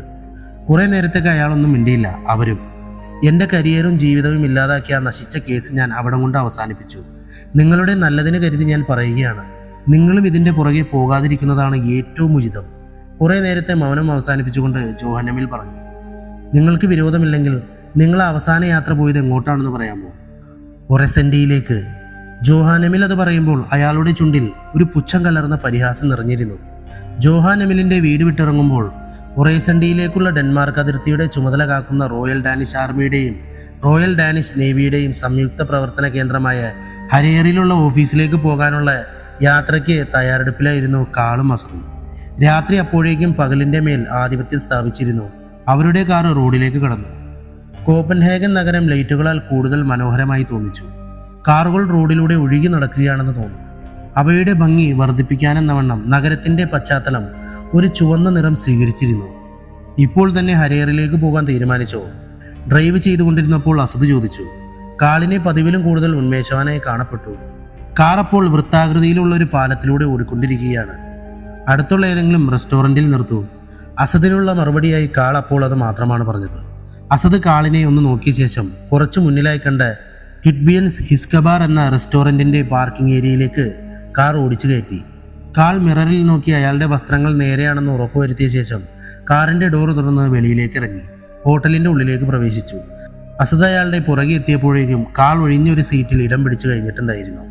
അയാൾ മെനു കാർഡ് എടുത്തു. ഒരു വെനോ സ്റ്റിക്ക് ഓർഡർ ചെയ്തു. അസദ് ഇരുന്നപ്പോഴേക്കും കാളിനുള്ള സ്റ്റിക്ക് എത്തിയിരുന്നു. അസദ് ഒരു കോഫി മാത്രമാണ് ഓർഡർ ചെയ്തത്. നിങ്ങൾക്ക് എന്താണ് തോന്നുന്നത്? പ്ലേറ്റിലുണ്ടായിരുന്ന നെയ്ഫും ഫോർക്കും ഒരു വശത്തേക്ക് മാറ്റിവെച്ച് കൈകൾ കൊണ്ട് കഴിക്കാൻ ആരംഭിച്ചുകൊണ്ട് കാൾ ആരാഞ്ഞു. കേട്ടിടത്തോളം ഇതൊരു ഐസ്ബർഗ് മോഡൽ കേസാണ്. നമ്മൾ കേസിന്റെ മുകൾ ഭാഗം മാത്രമാണ് കണ്ടിട്ടുള്ളത്. വെളിപ്പെടാത്ത വലിയൊരു ശതമാനം ഭാഗം ഇനിയും അടിയിലായുണ്ട്. ഹരിയറിയിലെ ഓഫീസിൽ പോകുന്നത് കൊണ്ട് ഞാൻ എന്താണ് ഉദ്ദേശിക്കുന്നതെന്ന് മനസ്സിലായോ? ടിഷ്യൂ പേപ്പറിൽ കൈകൾ തുടച്ചുകൊണ്ട് കാൾ അടുത്ത ചോദ്യം ചോദിച്ചു. നിങ്ങളുടെ പദ്ധതിയിൽ എന്തൊക്കെയാണെന്ന് ദൈവത്തിനാണ് എനിക്കറിയില്ല. പിന്നെ എൻ്റെ ഒരു ഊഹം പറഞ്ഞാൽ അയാളുടെ ഇമിഗ്രേഷൻ ഡീറ്റെയിൽസ് സംബന്ധപ്പെട്ട് എന്തൊരു ആവശ്യത്തിനായാണ് നമ്മൾ പോകുന്നതെന്നാണ് ഞാൻ വിചാരിക്കുന്നത്. അയാൾ കുറേ നേരം കാളിൻ്റെ കണ്ണിലേക്ക് നോക്കി. ശേഷം തോളുകൾ ചലിപ്പിച്ചുകൊണ്ടൊന്ന് പുഞ്ചിരിച്ചു. എക്സാക്ട്ലി, നമ്മൾ ഹരേറിലേക്ക് പോകുന്നതിൻ്റെ പ്രധാന ഉദ്ദേശം അത് തന്നെയാണ് അസദ്. CCTVയിൽ ആദംസ് ആരെയോ കണ്ടിട്ടുണ്ട്. അതിനർത്ഥം കൊലയാളി ആദംസിന് പിന്നാലെ ഡെൻമാർക്കിൽ എത്തിയിട്ടുണ്ടെന്നാണ്. അയാളെ ഭയന്നിട്ടാകുമല്ലോ ആദംസ് ഇവിടേക്ക് നാട് വിട്ടുവന്നത്. അതുകൊണ്ട് നമുക്ക് ഉപയോഗപ്രദമായ എന്തെങ്കിലും വിവരം നമുക്ക് അവിടെ നിന്ന് കിട്ടാൻ സാധ്യതകൾ കൂടുതലാണ്. കൊലപാതകത്തിന് ഉപയോഗിച്ച കത്തി കണ്ടെത്താനാകാത്തത് വലിയൊരു തലവേദന ആകുമെന്ന് തോന്നുന്നു. പോക്കറ്റിൽ നിന്ന് പണമെടുത്ത് കറുത്ത നിറമുള്ള ബില്ല് ഫോൾഡറിന്റെ ഉള്ളിലേക്ക് തിരികെ വെച്ചുകൊണ്ടാണ് കാളത് പറഞ്ഞത്. ഇവിടെ നിന്നും ഏകദേശം ഒരു 20 മിനിറ്റ് ഡ്രൈവ് ഉണ്ടാകും. ഇപ്പോൾ തന്നെ പുറപ്പെടാമല്ലോ. ഒരിക്കൽ കുഴിച്ചു മൂടപ്പെട്ട കോൾഡ് കേസുകളിലേക്ക് തള്ളപ്പെട്ട ബ്ലയർ ആദംസ് കേസിന്റെ കെട്ടുകൾ പതിയെ പതിയെ അഴിയുന്ന ആവേശത്തിലായിരുന്നു അസദ്. റെസ്റ്റോറൻറ്റിൽ നിന്നും പുറത്തിറങ്ങി അവർ കാറിൽ കയറി. വണ്ടി മുന്നോട്ട് നീങ്ങി. കാർ അപ്പോൾ ഒരു സബ്വേയിലൂടെ സഞ്ചരിച്ചുകൊണ്ടിരിക്കുകയാണ്. ഏകദേശം 1 കിലോമീറ്ററോളം നീളമുള്ള ഭൂഗർഭ റോഡ്. വാഹനങ്ങൾ അവരുടെ വേഗപരിധിയിൽ കുതിച്ചു പാഞ്ഞുകൊണ്ടിരിക്കുന്നു. രാത്രിയാണെന്നത് അവയുടെ എണ്ണത്തെ ഒരു തരത്തിലും ബാധിച്ചിട്ടില്ല എന്ന് തോന്നിച്ചു. ഏകദേശം 20 മിനിറ്റ് ആ യാത്ര തുടർന്നിരിക്കണം. അവരുടെ കാറ് ഒറേസണ്ടിലെ ഹരേറിൽ എത്തി നിന്നു. കാൾ പുറത്തിറങ്ങി. സമയം അപ്പോൾ അർദ്ധരാത്രിയായിരുന്നു. സൈനിക ഓഫീസിലേക്ക് ഒരു അപ്പോയിന്റ്മെന്റ് തരപ്പെടുത്താൻ അസദ് ഒരു വിഫല ശ്രമം നടത്തി. പോലീസ് ബാഡ്ജ് കാട്ടിയിട്ടും രാത്രി അയാളെ അവിടെ കടക്കാൻ സുരക്ഷാ ഉദ്യോഗസ്ഥർ അനുവദിച്ചില്ല. നിരാശനായ അസദ് കാറിന്റെ അടുത്തേക്ക് തിരിച്ചു വരുമ്പോൾ ഒരു സിഗർ വലിച്ചു തീർക്കുന്ന തിരക്കിലായിരുന്നു കാള്. പ്രോട്ടോകോൾ അനുസരിച്ച് ആർക്കും രാത്രി പ്രവേശനമില്ലെന്നാണ് പറയുന്നത്. നിരാശയോടെ അസദ് പറഞ്ഞു, സമയം എന്നൊരു സംഭവമുണ്ട് അസദ്. അത് വേണ്ട സമയത്ത് നമുക്ക് എത്തിച്ചു തരും. നമ്മൾ ക്ഷമിച്ചു നിൽക്കുക മാത്രമാണ് ചെയ്യേണ്ടത്. കാൾ അസദിനെ ആശ്വസിപ്പിച്ചു. Then what next? അസദ് തന്റെ കൺഫ്യൂഷൻ മറച്ചു വെച്ചില്ല. ഞാൻ പറഞ്ഞല്ലോ Assad, just wait for it. പാതിയായി സിഗാർ അടുത്തുണ്ടായിരുന്ന വേസ്റ്റ് ബിന്നിലേക്ക് നിക്ഷേപിച്ചുകൊണ്ട് കാൾ പറഞ്ഞു. ശേഷം കാറിന്റെ കോ ഡ്രൈവർ സീറ്റിലേക്ക് കയറി സീറ്റ് പിന്നിലേക്ക് ചായച്ച് അഡ്ജസ്റ്റ് ചെയ്ത് വെച്ച ശേഷം പതിയെ കണ്ണുകൾ അടച്ചു കിടന്നു. കാൾ ഉറക്കത്തിലേക്ക് വഴുതി വീണു. അസദ് കുറെ നേരം അവിടെ തന്നെ നിന്നു. ശേഷം ഡ്രൈവർ സീറ്റിൽ കയറിയിരുന്ന് സ്റ്റിയറിംഗിലേക്ക് തല ചായച്ചുവെങ്കിലും അയാൾക്ക് ഉറക്കം വന്നില്ല. ഇടയ്ക്കിടെ എഴുന്നേറ്റ് നടക്കുകയും കോഫി കുടിക്കുകയും ചെയ്തുകൊണ്ടിരുന്നു. ഇടയ്ക്കെപ്പോഴും അയാൾ വാച്ച് നോക്കി. സമയം ഏറെക്കുറെ പകലിനോടടുത്തിരുന്നു. കാളിനെ വിളിക്കാൻ അയാളൊന്ന് ശ്രമിച്ചു. പിന്നെ അത് വേണ്ടെന്ന് വെച്ചു. സൂര്യൻ അപ്പോഴേക്കും ഉദയത്തിനുള്ള തയ്യാറെടുപ്പിലായിരുന്നു. ഒറേസണ്ട് ബ്രിഡ്ജിന്റെ പശ്ചാത്തലത്തിൽ സൂര്യോദയം അതിമനോഹരമായി തോന്നിച്ചു. അയാൾ അതിൽ ലയിച്ചു നിൽക്കവേ ഒരു കൈ അയാളുടെ തോളിൽ പതിച്ചു. അസദ് തിരിഞ്ഞു നോക്കി. പിന്നിൽ കാളായിരുന്നു ഉണ്ടായിരുന്നത്. നിങ്ങളുടെ ഉറക്കം എങ്ങനെ ഉണ്ടായിരുന്നു? അസദ് ചോദിച്ചു. ഞാൻ അല്പം കൂടുതൽ ഉറങ്ങിപ്പോയല്ലേ? അസദിന്റെ ചോദ്യത്തിലെ പരിഹാസം മനസ്സിലാക്കിക്കൊണ്ട് കാള് പറഞ്ഞു. അസദ് അതിന് മറുപടി പറഞ്ഞില്ല. അയാൾ അപ്പോഴും ഉദയസൂര്യനെ നോക്കി നിൽക്കുകയാണ്. അസദ്, നിങ്ങളുടെ പക്കൽ അല്പം കോഫി ഉണ്ടാകുമോ? അസദിന്റെ ശ്രദ്ധ തന്നിലേക്ക് തിരിച്ചുകൊണ്ട് കാൾ ചോദിച്ചു. അയാൾ അതേ എന്നർത്ഥത്തിൽ തലയാട്ടിക്കൊണ്ട് കാറിന്റെ അടുത്തേക്ക് തിരിഞ്ഞു. നടക്കാനൊരുങ്ങിയപ്പോഴാണ് അത് സംഭവിച്ചത്. കാത് പൊട്ടിപ്പോയെന്ന് തോന്നി അസദിന്. ഭയങ്കര ശബ്ദത്തോടെ അവരുടെ കാർ നിന്നിടത്ത് ഒരു തീഗോളം പ്രത്യക്ഷപ്പെട്ടു. അതിന്റെ ഭാഗങ്ങൾ അവിടമാകെ ചിതറിത്തെറിച്ചു. നിമിഷങ്ങൾക്കുള്ളിൽ തന്നെ അവിടമാകെ ഒരു ഭീകരമായ പുകമറയുണ്ടായി. ചാരവും പൊടിയും മാത്രം. അത് കെട്ടടങ്ങിയപ്പോഴേക്കും ഒരു കൂട്ടം സൈനിക ഉദ്യോഗസ്ഥർ അവരെ വളഞ്ഞിരുന്നു. അസദ് കാളിനെ ഒന്ന് പാളി നോക്കി. അയാളുടെ നെറ്റി മുറിഞ്ഞ് ചോരയൊലിക്കുന്നുണ്ടായിരുന്നു. ഡോണ്ട് മൂവ്, അവരിൽ ഒരാൾ ഉറക്കെ പറഞ്ഞു. എന്താണ് സംഭവിച്ചതെന്നറിയാതെ കാളും അസദും പകച്ചു നിൽക്കുമ്പോഴേക്കും മറ്റൊരാൾ അടുത്തു വന്നു. Get on your knees. Gun point അവരുടെ നേരെ പിടിച്ചുകൊണ്ട് അയാൾ പറഞ്ഞു. കാളും അസദും കൈകളുടെ എണ്ണം തലയ്ക്ക് പിന്നിലേക്ക് കെട്ടി മുട്ടിലിരുന്നു. കമാൻഡുകൾ കൊടുത്തിരുന്ന ആൾ മറ്റൊരു പട്ടാളക്കാരനോട് കണ്ണുകൊണ്ട് എന്തോ ആംഗ്യം കാണിച്ചു. അയാൾ കാളിന്റെയും അസദിന്റെയും ദേഹം പരിശോധിക്കാൻ തുടങ്ങി.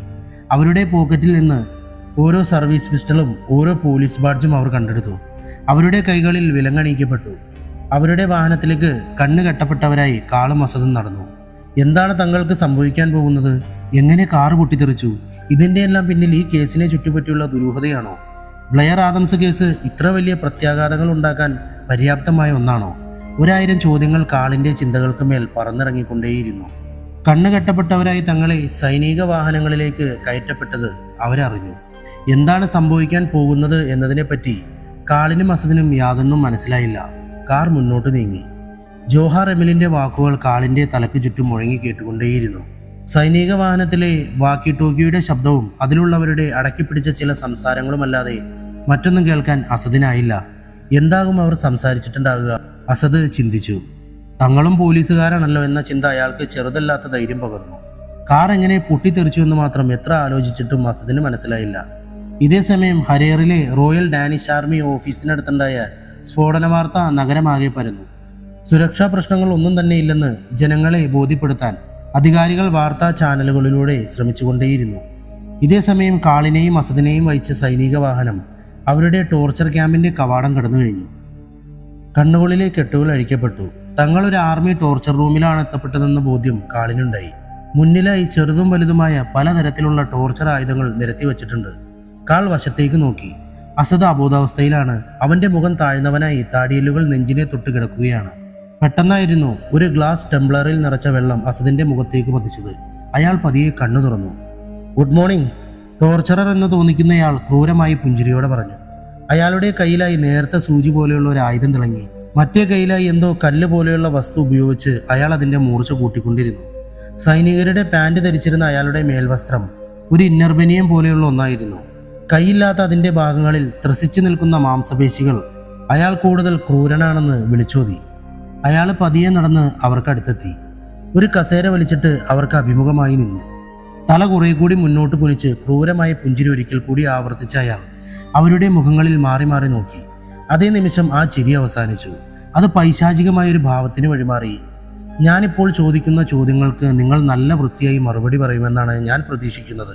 അല്ലാത്ത പക്ഷം ഇത് നിങ്ങളുടെ നഖങ്ങൾക്കുള്ളിലേക്ക് ആഴ്ന്നിറങ്ങില്ല എന്ന കാര്യത്തിൽ എനിക്കൊരു ഉറപ്പും തരാൻ കഴിയുകയില്ല. തങ്ങൾ തെറ്റിദ്ധരിക്കപ്പെട്ടിരിക്കുന്നു എന്ന് കാളിന് മനസ്സിലായി. സൈനിക താവളത്തിൽ സ്ഫോടനം നടത്താൻ വന്ന ഏതോ ഭീകരന്മാരായാണ് അവർ തങ്ങളെ മനസ്സിലാക്കിയിരിക്കുന്നത്. കാൾ തങ്ങളുടെ നിരപരാധിത്വം അവരെ മനസ്സിലാക്കാൻ ഒരു വിഫല ശ്രമം നടത്തി. പക്ഷേ അത് അയാളെ കൂടുതൽ കുപിതനാക്കാനേ ഉപകരിച്ചുള്ളൂ. അയാൾ കാളിനെ ആഞ്ഞു ചവിട്ടി. കാൾ കസാരയിൽ നിന്നും തെറിച്ച് താഴെ വീണു. കമിഴ്ന്നു കിടന്ന കാൾ തലയുയർത്തി നോക്കി. അപ്പോഴേക്കും ടോർച്ചറർ അസാദിനെയും ചവിട്ടി നിലത്തിട്ടിരുന്നു. പെട്ടെന്നൊരാൾ ഡോറ് തുറന്ന് അകത്തേക്ക് വന്നു. ടോർച്ചറർ അതാരാണെന്ന് തലയുയർത്തി നോക്കി. മറ്റൊരു സൈനിക ഉദ്യോഗസ്ഥനാണ്. അയാൾ ടോർച്ചറുടെ അടുത്തേക്ക് വന്ന് കാതിലെന്തോ രഹസ്യമായി പറഞ്ഞു. ശേഷം നിലത്ത് കിടക്കുന്ന കാളിനെയും അസാദിനെയും മാറി മാറി നോക്കി. കെട്ടുകൾ അഴിച്ചു മാറ്റപ്പെട്ടു. കാളിനെയും അസദിനെയും മറ്റൊരു മുറിയിലേക്ക് സൈനിക ഉദ്യോഗസ്ഥർ കൂട്ടിക്കൊണ്ടുപോയി. അധികം വലുതല്ലാത്തൊരു ഓഫീസ് പോലെ ക്രമീകരിച്ചിരുന്ന മുറിയിൽ ഒത്ത നടുക്കായി ഒരു ടേബിൾ ഇട്ടിട്ടുണ്ടായിരുന്നു. ടേബിളിന്റെ മുന്നിലായി 2 കസേരകളും. കൂട്ടിക്കൊണ്ടുവന്നയാൾ അവരോട് കസാരയിൽ ഇരിക്കാൻ ആംഗ്യം കാട്ടി. അവർ ഇരുന്ന് ഒരു 2 മിനിറ്റ് കൂടി തികഞ്ഞു കാണില്ല. വശത്തെ വാതിൽ തുറന്ന് മേലധികാരികളുടെ ചിഹ്നങ്ങളോട് കൂടിയ യൂണിഫോം ധരിച്ച ഒരാൾ അങ്ങോട്ട് കടന്നു വന്നു. നല്ല ഉയരമുണ്ടായിരുന്ന അയാൾ ദൃഢഗാത്രനായിരുന്നു. അടുത്തുണ്ടായിരുന്ന ഒരു കസേര വലിച്ചിട്ടയാൾ അവർക്ക് അഭിമുഖമായിരുന്നു. നിങ്ങളുടെ പോലീസ് ബാഡ്ജ് കാരണമാണ് നിങ്ങളിവിടെ ഇപ്പോൾ ഈ സ്വീകരണത്തിന് അർഹരായിരിക്കുന്നത്. നിങ്ങൾക്കറിയാമോ? കാളിനെയും അസദിനെയും മാറി മാറി നോക്കിക്കൊണ്ട് അയാൾ സംസാരത്തിന് തുടക്കമിട്ടു. കാൾ മറുപടി ഒന്നും പറഞ്ഞില്ല. അതേ എന്ന അർത്ഥത്തിൽ ഒന്ന് തലയാട്ടുക മാത്രം ചെയ്തു. കോപ്പൻഹേഗനിലെ പോലീസ് ഹെഡ്ക്വാർട്ടേഴ്സിൽ ഇൻഫോം ചെയ്തിട്ടുണ്ട്. താമസിയാതെ നിങ്ങളെ അവർ ഹാൻഡ് ഓവർ ചെയ്യും. അതിനു മുമ്പ് നിങ്ങൾ ഇവിടെ വന്നത് എന്തിനു വേണ്ടിയാണെന്ന് അറിയാൻ ഞാൻ ആഗ്രഹിക്കുന്നു. കാൾ തന്റെ മൗനം തുടർന്നു. സൈനിക മേധാവിക്ക് കാളിന്റെ പരുക്കൻ രീതികൾ പിടിച്ചിട്ടില്ല എന്ന് മുഖഭാവത്തിൽ നിന്ന് വ്യക്തമായി. ബ്ലെയർ ആദംസ് കേസുമായി ബന്ധപ്പെട്ട് അസാദാണ് അത് പറഞ്ഞു തുടങ്ങിയത്. അയാൾ കാര്യങ്ങൾ വിശദീകരിക്കാൻ തുടങ്ങി. കാൾ അതിലൊന്നും മുഖം കൊടുക്കാതെ എന്തോ തീവ്രമായ ചിന്തയിലായിരുന്നു. അസദ് വിശദീകരണം തുടർന്നു. നിങ്ങളെ നിരാശപ്പെടുത്തുന്നതിൽ വിഷമമുണ്ട്. ഇമിഗ്രേഷൻ സംബന്ധിച്ച വിവരങ്ങൾക്കാണ് നിങ്ങൾ വന്നതെങ്കിൽ നിങ്ങൾക്കത് കിട്ടാൻ സാധ്യതയില്ല. തരാൻ ബുദ്ധിമുട്ടുള്ളതുകൊണ്ടല്ല. 4 വർഷങ്ങൾക്ക് മുമ്പ് നടന്ന ഒരു തീപിടുത്തത്തിൽ അത് സംബന്ധിച്ച ഡാറ്റകളെല്ലാം നശിച്ചുപോയി. സൈനിക മേധാവി തന്റെ നിസ്സഹായാവസ്ഥ വ്യക്തമാക്കി. കാളിന്റെ മുഖത്തപ്പോൾ മറ്റെന്തൊക്കെയോ ഭാവങ്ങൾ കൂടിക്കലർന്നുണ്ടായ ഒരു പുഞ്ചിരി തെളിഞ്ഞു. പോലീസ് ആസ്ഥാനത്ത് നിന്നുള്ള വാഹനങ്ങൾ ഹരിയറിൽ എത്തിച്ചേർന്നു. സൈനിക ഉദ്യോഗസ്ഥർ കാളിനെയും അസദിനെയും അവർക്ക് കൈമാറി. ഹേഗിലെ പോലീസ് ആസ്ഥാനത്തുള്ള ചീഫിന്റെ മുറിയിലായിരുന്നു കാളും അസദും. അയാൾ വളരെയധികം ദേഷ്യത്തിലായിരുന്നു. ചീഫിന് മുന്നിലായി കാളും അസദും കൈകെട്ടി തലകുനിച്ചവരായി നിലകൊണ്ടു.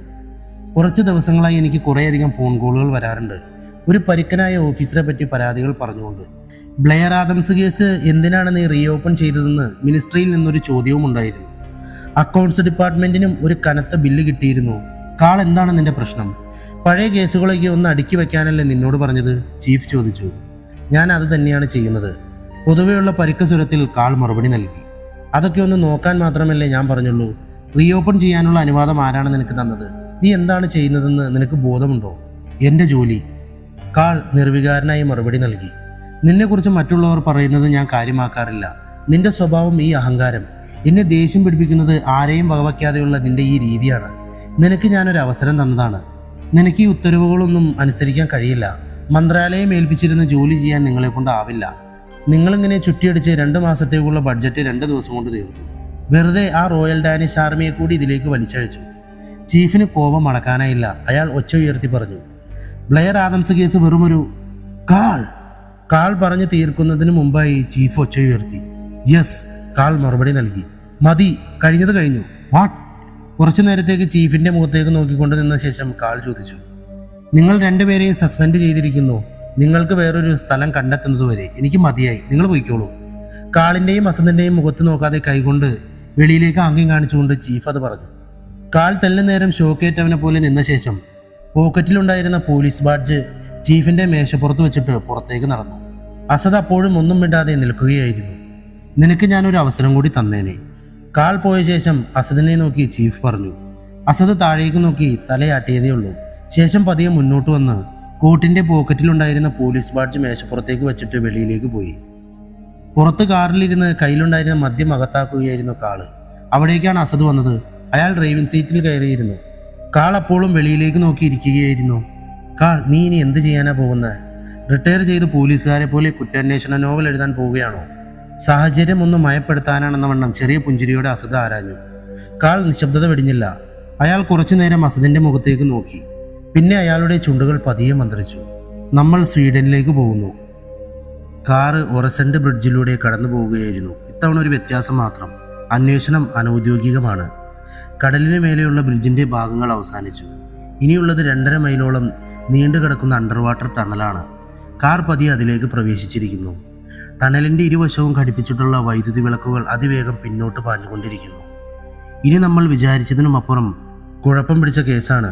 സത്യത്തിലേക്ക് അടുക്കുന്തോറും കേസിന് മേലുള്ള ബാഹ്യമായ ഇടപെടലുകൾ ശക്തിയാകുന്നു. നമ്മളെ കൊന്നെങ്കിലും ഈ അന്വേഷണത്തിന് വിരാമമിടാൻ ആരൊക്കെയോ ശ്രമിക്കുന്നുണ്ട്. ഡ്രൈവിന്റെ ഇടയിൽ കാള് പറഞ്ഞു. ജോഹാനമിലിന്റെ കാൽ നഷ്ടപ്പെട്ടത്, നമുക്ക് നേരെയുണ്ടായ ആക്രമണം, ഇമിഗ്രേഷൻ സംബന്ധിച്ച ഡാറ്റകൾ അഗ്നിക്കിരയായത്, ഇതെല്ലാം യാദൃശികമാണെന്ന് തോന്നാൻ തക്ക യാതൊരു കാരണങ്ങളുമില്ല. അസദ് തന്റെ സംശയങ്ങളും മറച്ചുവെച്ചില്ല. അപ്പോൾ നമ്മളുള്ളത് ഒരു വലിയ അപകടത്തിലാണെന്ന് യാതൊരു സംശയവുമില്ല, കാള് മറുപടി നൽകി. കൊലയാളി സ്വീഡനിൽ നിന്ന് തന്നെയാണെന്ന് തീർത്തു പറയാൻ സാധിക്കുമോ? എന്തുകൊണ്ട് അയാൾ ഡെൻമാർക്കുകാരനായിക്കൂടാ? അതിനുള്ള സാധ്യത 1% താഴെയാണ്. അധികം ചിന്തിക്കാതെ തന്നെ കാളത് പറഞ്ഞു. അങ്ങനെ പറയാൻ കാരണം, കൊലയാളി ഡെൻമാർക്കുകാരനാണെന്നിരിക്കെ സ്വീഡനിൽ വെച്ച് കൊല്ലപ്പെടുമെന്ന് ഭയന്ന് അയാൾ ഡെൻമാർക്കിലേക്ക് വരേണ്ട കാര്യമില്ലല്ലോ. ഇവിടം സുരക്ഷിതമായി തോന്നിയത് കാരണമാകാം ആദംസ് ഇങ്ങോട്ട് ചേക്കേറിയത്. ഇവിടെ അയാളെ ആർക്കും പരിചയമില്ലതാനും. ഹോട്ടൽ CCTV ദൃശ്യങ്ങളിൽ അയാൾ എന്തോ കണ്ടു ഭയക്കുന്നുണ്ട്. അത് തീർച്ചയായും അയാൾക്ക് മുൻപരിചയമുള്ള ആരും ആയിരിക്കണം. മാത്രമല്ല, എമിഗ്രേഷൻ ഡീറ്റെയിൽസ് നശിപ്പിച്ച് കളയണമെങ്കിൽ ആദംസിന് പിന്നാലെ തന്നെ കൊലയാളിയും ഇവിടെ എത്തിയിരുന്നു എന്നാണ് അർത്ഥം. കാള് വിശദീകരിച്ചു. സ്വീഡനിൽ ചെന്നാൽ നമ്മൾ എവിടെ നിന്നാണ് ആരംഭിക്കുക? നമ്മളിപ്പോൾ പോലീസുകാർ പോലുമല്ല, അസദ് പറഞ്ഞു. തീർച്ചയായും ആദംസിന്റെ വീട്ടിൽ നിന്ന് തന്നെ. ബ്രിഡ്ജ് താണ്ട അവസാനിക്കാറായിരുന്നു. കുറച്ചു മുന്നിലായി ചെറിയ ട്രാഫിക് ബ്ലോക്ക് കാണുന്നുണ്ട്. സെക്യൂരിറ്റി ചെക്ക് പോയിന്റ് ആണെന്ന് തോന്നുന്നു. സ്വീഡിഷ് പോലീസ് ഉദ്യോഗസ്ഥർ വിദേശികളുടെ പാസ്പോർട്ടും മറ്റു തിരിച്ചറിയൽ രേഖകളും പരിശോധിക്കുകയാണ്. വണ്ടി ഓരോന്നും മുന്നോട്ട് നീങ്ങുന്നതായി അവർ അക്ഷമയോടെ കാത്തിരുന്നു. രാജ്യസുരക്ഷ സംബന്ധിച്ച വിഷയമായിരുന്നതിനാൽ തന്നെ അതല്പം സമയമെടുക്കുന്ന പ്രക്രിയയാണ്. സ്വീഡനിലേക്കുള്ള എല്ലാ പ്രവേശന മാർഗങ്ങളിലും ഇത്തരത്തിലുള്ള ചെക്ക് പോയിന്റുകൾ കാണാം. രാജ്യത്തിന്റെ അതിർത്തികൾ തിരിക്കുന്ന ഭാഗത്തായി 2 രാജ്യങ്ങളുടെയും പതാകകൾ നാട്ടിയിട്ടുണ്ട്. അസദ് തന്റെ കോഫി ബോട്ടിൽ തുറന്ന് അല്പം കോഫി അകത്താക്കി. കാളിന് നേരെയും നീട്ടി. എതിർപ്പൊന്നും കാണിക്കാതെ അയാൾ അത് സ്വീകരിച്ചു. കുടിച്ച ശേഷം കാൾ അസദിനെ നോക്കി. നിങ്ങൾക്ക് വേണ്ടി പ്രത്യേകമായി ഉണ്ടാക്കിയതാണ്, അസദ് ചിരിച്ചുകൊണ്ട് മറുപടി പറഞ്ഞു. ആ തണുത്ത കാലാവസ്ഥയിൽ ചൂട് പകർന്ന കോഫി കാളിൽ ഉന്മേഷം നിറച്ചെന്ന് തോന്നി. അയാൾ സീറ്റിൽ ഒന്നുകൂടി നിവർന്നിരുന്നു. അവരുടെ ഊഴം എത്തിയിരിക്കുന്നു. കാള് തന്റെ ഐഡന്റിറ്റിയും മറ്റു രേഖകളും അവിടെ പരിശോധിക്കാനായി കൊടുത്തു. കൂടെ അസദും. ഓഫീസർ ഒരു ലേഡിയായിരുന്നു. സ്വീഡിഷ് പോലീസിന്റെ വേഷം അല്പം തമാശ പോലെയാണെന്ന് കാളിന് തോന്നി. പ്രത്യേകിച്ചും അവരുടെ തൊപ്പി അതൊരു ഇന്ത്യൻ ശിപ്പായി ശൈലിയിലുള്ളതാണെന്ന് അയാൾ മനസ്സിലോർത്തു. അവരുടെ ID പരിശോധിക്കാൻ പതിവിലും കൂടുതൽ സമയമെടുത്തതുപോലെ തോന്നി. ആ ലേഡി ഐഡികളുമായി അകത്തേക്ക് പോയി. അകത്തുള്ളയാളുമായി എന്തൊക്കെയോ സംസാരിക്കുന്നുണ്ടായിരുന്നു. കുറെ നേരത്തെ സംസാരത്തിന് ശേഷം അകത്തുണ്ടായിരുന്ന ഓഫീസർ ആരെയോ ഫോൺ ചെയ്യുന്നത് കണ്ടു. അധികം താമസിക്കാതെ തന്നെ ആ ലേഡി അവരുടെ ID തിരികെ ഏൽപ്പിച്ചു. ശേഷം ഒരു പുഞ്ചിരിയോടെ അവർക്ക് ശുഭയാത്ര നേർന്നു. കുറച്ചധികം പഴക്കമുള്ളതും അങ്ങിങ്ങായി കേടുപാടുകൾ സംഭവിച്ചതും എന്നാൽ അത്ര ചെറുതല്ലാത്തതുമായ ആദംസിന്റെ വീടിന്റെ മുന്നിൽ അവരുടെ കാറ് വന്നു നിന്നു. കാറിൽ നിന്നിറങ്ങി. പിന്നാലെ അസദും. ഒറ്റ നോട്ടത്തിൽ അവിടെ ആരും താമസമില്ല എന്ന് തോന്നും. അവർ വീടിന്റെ അടുത്തേക്ക് നടന്നു. അസദ് ആദ്യം കണ്ട വാതിലിൽ മുട്ടി. അകത്ത് നിന്ന് പ്രത്യേകിച്ച് പ്രതികരണമൊന്നും ഉണ്ടായില്ല. അവർ വീടിനെ ചുറ്റി നടന്നു. കുറച്ചുകൂടി മുന്നോട്ട് പോയപ്പോൾ ഒരു വാതിൽ പാതി തുറന്നു കിടന്നിരുന്നു. ഹലോ, വാതിലിൽ മുട്ടി കാള് വിളിച്ചു. പക്ഷെ അകത്തു നിന്നും യാതൊരു പ്രതികരണവും ഉണ്ടായില്ല. അതുകൊണ്ട് തന്നെ അതിലൂടെ അവർ 2 പേരും അകത്തേക്ക് കടക്കാൻ നിർബന്ധിതരായി. അവർ മുന്നോട്ട് പോയപ്പോൾ പുറത്തു നിന്നും തീർത്തും വ്യത്യസ്തമായിരുന്നു അകത്തെ കാഴ്ചകൾ. വളരെയധികം വൃത്തിയായി സൂക്ഷിച്ചിരിക്കുന്ന വീടിന്റെ ഉൾവശം 2 പേരെയും ഒരേപോലെ അത്ഭുതപ്പെടുത്തി. അവിടെ ആൾതാമസമില്ലാതിരിക്കാൻ യാതൊരു സാധ്യതയുമില്ലെന്ന് അവർക്ക് മനസ്സിലായി. ഹലോ, ഞങ്ങൾ പോലീസാണ്, ആരെങ്കിലും ഉണ്ടോ ഇവിടെ? അസദ് വിളിച്ചു ചോദിച്ചു. മറുപടി ഒന്നും വന്നില്ല. പിന്നിലൊരു അനക്കം കേട്ടാണ് അവർ 2 പേരും തിരിഞ്ഞു നോക്കിയത്. പിറകിൽ ഒരു വൃദ്ധയായ സ്ത്രീ നിൽപ്പുണ്ടായിരുന്നു. ഏകദേശം 70കൾക്ക് മുകളിൽ പ്രായം. അവർ ആ 2 പേരെയും അപരിചിതർ ഭാവത്തിൽ നോക്കി. Miss Enda Adams? കാൾ ചോദിച്ചു. ആ സ്ത്രീ കേട്ടില്ല എന്ന മട്ടിൽ നിന്നു. അവർക്ക് കേൾവിക്കുറവാണെന്ന് കഴുത്തിൽ തൂങ്ങിക്കിടക്കുന്ന ഹിയറേഡ് കണ്ടപ്പോൾ അസദ് മനസ്സിലാക്കി. അയാൾ അത് അവരുടെ ചെവിയിലേക്ക് ഘടിപ്പിച്ചു. Miss Enda Adams? കാൾ തന്റെ ചോദ്യം ആവർത്തിച്ചു. യെസ്. പ്രായം അവരെ നന്നേ തളർത്തിയിട്ടുണ്ടെന്ന് അവരുടെ മുഖഭാവത്തിൽ നിന്ന് വ്യക്തമായിരുന്നു. അസദ് അവരോട് കുറച്ചുകൂടി സൗഹൃദപരമായി സംസാരിക്കാൻ ശ്രമിച്ചു. ഞങ്ങൾ ഡെൻമാർക്കിൽ നിന്നുള്ള പോലീസുകാരാണ്, കാള് പറഞ്ഞു. നിങ്ങളെ കണ്ടിട്ട് പോലീസുകാരായി തോന്നുന്നില്ലല്ലോ, ആ സ്ത്രീ ചോദിച്ചു. ഇതാ ID. തൻ്റെ പോക്കറ്റിലുണ്ടായിരുന്ന പാസ്പോർട്ട് അവർക്ക് നേരെ നീട്ടി. എൻ്റെ ആദംസിൻ്റെ കാഴ്ചക്കുറവിനെ മുതലെടുത്തുകൊണ്ട് കാള് പറഞ്ഞു. അപ്പോഴാണ് പരസ്പരം ഒന്നിരുന്ന് സംസാരിക്കാനെങ്കിലും ആ സ്ത്രീ തയ്യാറായത്. ബ്ലെയർ ആദംസിനെ പറ്റിയുള്ള സംഭാഷണങ്ങളിലേക്ക് കടന്നപ്പോൾ അവരുടെ മുഖത്ത് വല്ലാത്തൊരു സങ്കടം വന്നു. ഒരു ദിവസം ഒന്നും പറയാതെ ആദംസ് നാട് വിട്ടെന്നും തനിക്ക് മകനെ കാണാൻ ആഗ്രഹമുണ്ടെന്നും നിഷ്കളങ്കമായി ആ സ്ത്രീ പറഞ്ഞത് അസദിനെ സംബന്ധിച്ചിടത്തോളം അല്പം ഹൃദയഭേദകമായ കാര്യമായിരുന്നു. കാളാകട്ടെ ഇതിലൊന്നും വലിയ താല്പര്യം കാണിച്ചില്ല. സംഭാഷണങ്ങളുടെ അവസാനം ആദംസ് ഉപയോഗിച്ചിരുന്ന റൂം ഒന്ന് കാണുവാൻ മാത്രമായിരുന്നു കാള് താല്പര്യം പ്രകടിപ്പിച്ചത്. അവരുടെ അനുവാദത്തോടെ ആദംസിന്റെ റൂം തുറന്ന് അകത്ത് കയറി. മരം കൊണ്ട് നിർമ്മിച്ച് ഇടുങ്ങിയ മുറിയായിരുന്നു അത്. മുറിക്കുള്ളിൽ അങ്ങിങ്ങായി ചിതറിക്കിടക്കുന്ന പേപ്പറുകളും 1-2 പുസ്തകങ്ങളും കുറേ മദ്യക്കുപ്പികളും, റൂമിന്റെ മൂലയ്ക്കായി പഴയ മോഡലിലുള്ള ചെറിയ കട്ടിലും. റൂമിന്റെ അകത്തുള്ള കാഴ്ചയിൽ നിന്നും അതിൽ ആരും തന്നെ അടുത്തിടെ പ്രവേശിച്ചിട്ടില്ലെന്ന് കാൾ മനസ്സിലാക്കി. ആദംസ് പോയ ശേഷം മറ്റാരും ആ റൂമിൽ കയറിയിട്ടില്ലെന്ന് എൻ്റെ ആദംസ് പറഞ്ഞത് കാളിന്റെ അനുമാനങ്ങളെ ശരിവെച്ചു. കാൾ അകത്ത് കയറി ഓരോ കോണും ശ്രദ്ധിച്ചു നോക്കാൻ തുടങ്ങി. ഒരു കൺസ്ട്രക്ഷൻ കമ്പനിയിലെ ഫോർമാനായിരുന്ന ആദംസിന്റെ മുറിയിലുണ്ടായിരുന്ന പേപ്പറുകൾ അയാളിൽ അത്ഭുതമാണ് ഉണ്ടാക്കിയത്. കാരണം അവയെല്ലാം പ്രൊഫഷണൽ കോഴ്സുകൾക്കുള്ള പ്രവേശന പരീക്ഷകളിൽ പങ്കെടുക്കാൻ അപേക്ഷിക്കേണ്ട ആപ്ലിക്കേഷൻ ഫോമുകളായിരുന്നു. കൂടാതെ മറ്റൊരു ബോക്സിലായി സൂക്ഷിച്ചിരുന്ന കുറച്ച് ബിസിനസ് കാർഡുകളും. കാൾ അവ എടുത്തു നോക്കി. അത് സ്റ്റോക്ക്ഹോമിലുള്ള കണക്ട് എന്ന ഹോട്ടലിന്റെ ബിസിനസ് കാർഡുകളായിരുന്നു. ആ സ്ത്രീ അറിയാതെ അവയിൽ ഓരോന്ന് വീതം കാൾ തൻ്റെ കോട്ടിന്റെ പോക്കറ്റിലേക്ക് നിക്ഷേപിച്ചു. ആദംസിന്റെ അടുത്ത സുഹൃത്തുക്കളുടെ എന്തെങ്കിലും വിവരങ്ങൾ തന്ന് നിങ്ങൾക്ക് ഞങ്ങളെ സഹായിക്കാനാകുമോ? ഒരു സംഭാഷണത്തിന് തുടക്കമിട്ടുകൊണ്ട് കാൾ ചോദിച്ചു. ആദംസ് ചെറുപ്പം മുതൽ ഒറ്റപ്പെട്ട പ്രകൃതിക്കാരനായിരുന്നു. സുഹൃത്തുക്കൾ എന്ന് പറയാൻ എൻ്റെ ഓർമ്മയിൽ ആരും തന്നെയില്ല. സാമ്പത്തികമായി പിന്നോട്ടുള്ള ഞങ്ങളുടെ ഈ ചുറ്റുപാടിൽ അവനൊട്ടും സംതൃപ്തനല്ലായിരുന്നു. അവൻ്റെ പിതാവ് ഞങ്ങളെ ഉപേക്ഷിച്ചു പോയ ശേഷമാണ് അവൻ കുറച്ചെങ്കിലും പുറത്തേക്കൊക്കെ ഇറങ്ങാൻ തുടങ്ങിയത്. ആ സ്ത്രീ അവരുടെ ഓർമ്മകളുടെ കെട്ടഴിക്കാൻ തുടങ്ങി. കാണാതാവുന്നതിന് മുമ്പ് മിക്കവാറും രാത്രികളിൽ അവനെ ഭയചകിതനായി കാണപ്പെട്ടിരുന്നു. ആരോ തന്നെ കൊല്ലാൻ വരുന്നുണ്ടെന്നൊരു ഭയം എപ്പോഴും അവനെ പിന്തുടർന്നു.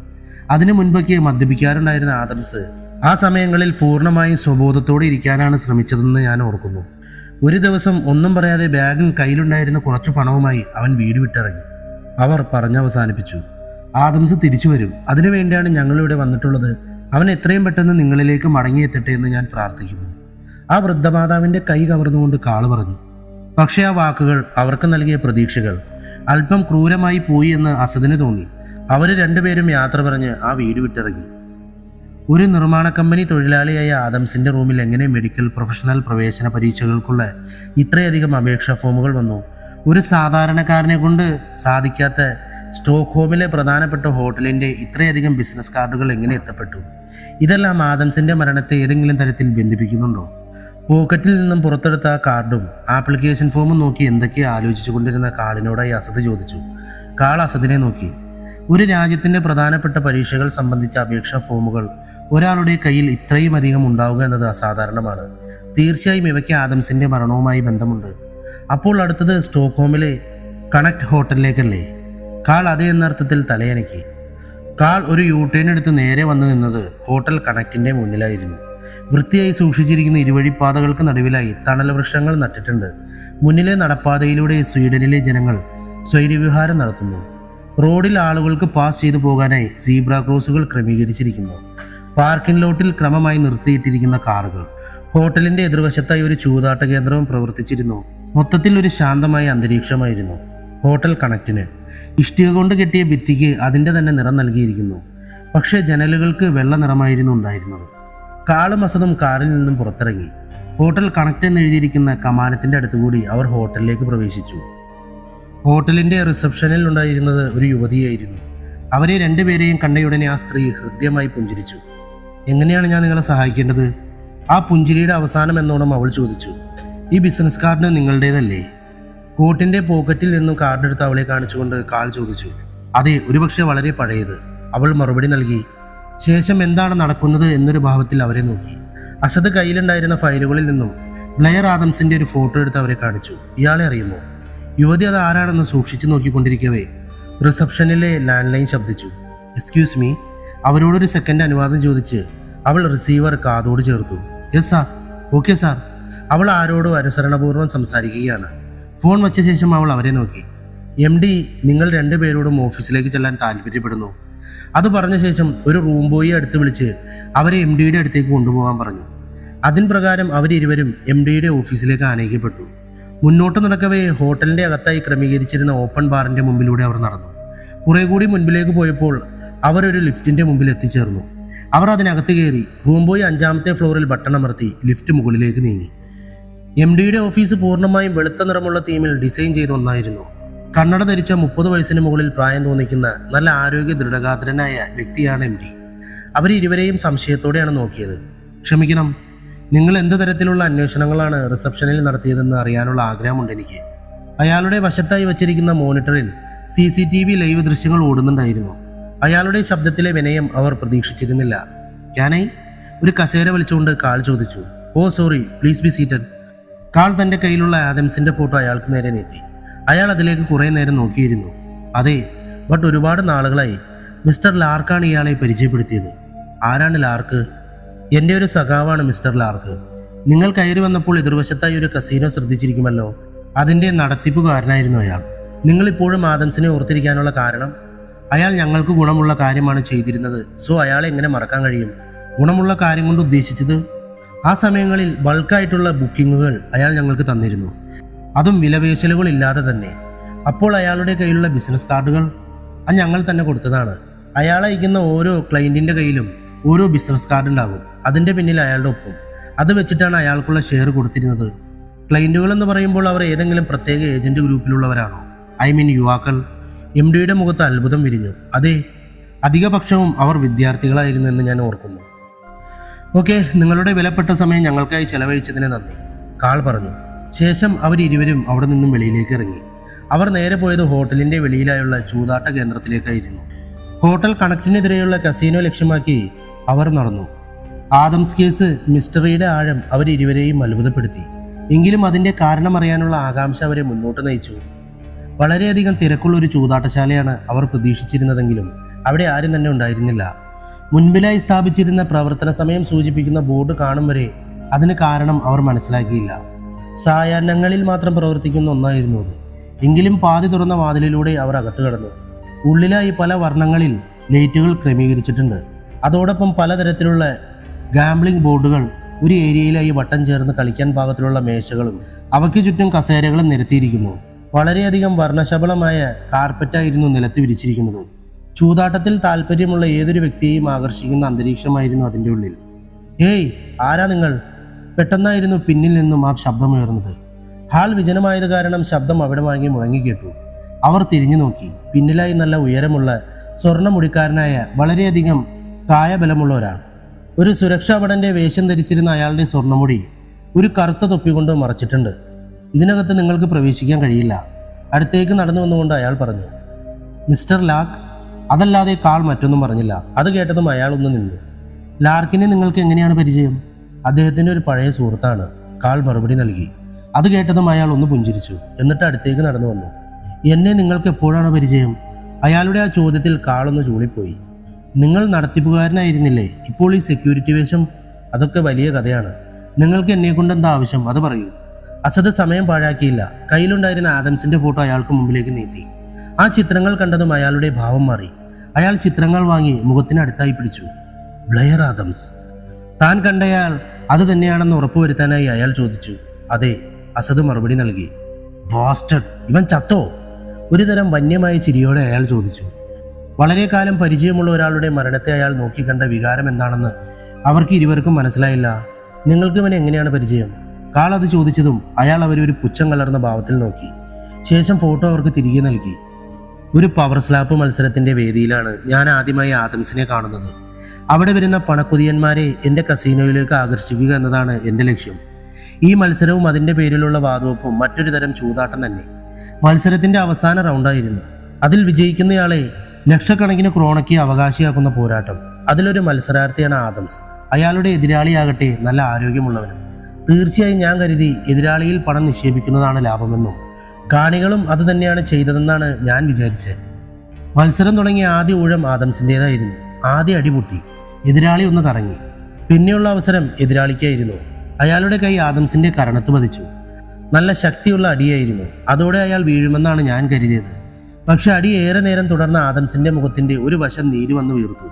ചെവിയിൽ കൂടി ചെറിയൊരു രക്തപ്രവാഹമുണ്ടായി. താൻ കരുതി അയാൾ തീർന്നു. പക്ഷെ തീർന്നില്ല. എതിരാളി പിന്മാറും വരെ ചോരയൊലിക്കുന്ന മുഖവുമായി അവൻ വേദിയിൽ തുടർന്നു. ഒന്ന് ഞാൻ ഉറപ്പു പറയും, അവന്റെ ആരോഗ്യമല്ല അവനെ വിജയിയാക്കിയത്, അവന്റെ പണത്തോടുള്ള ആർത്തിയായിരുന്നു. ഇത്രയും പറഞ്ഞിട്ട് മിസ്റ്റർ ലാർക്ക് അവരെ ഇരുവരെയും നോക്കി, ഒന്ന് പുഞ്ചിരിച്ചു.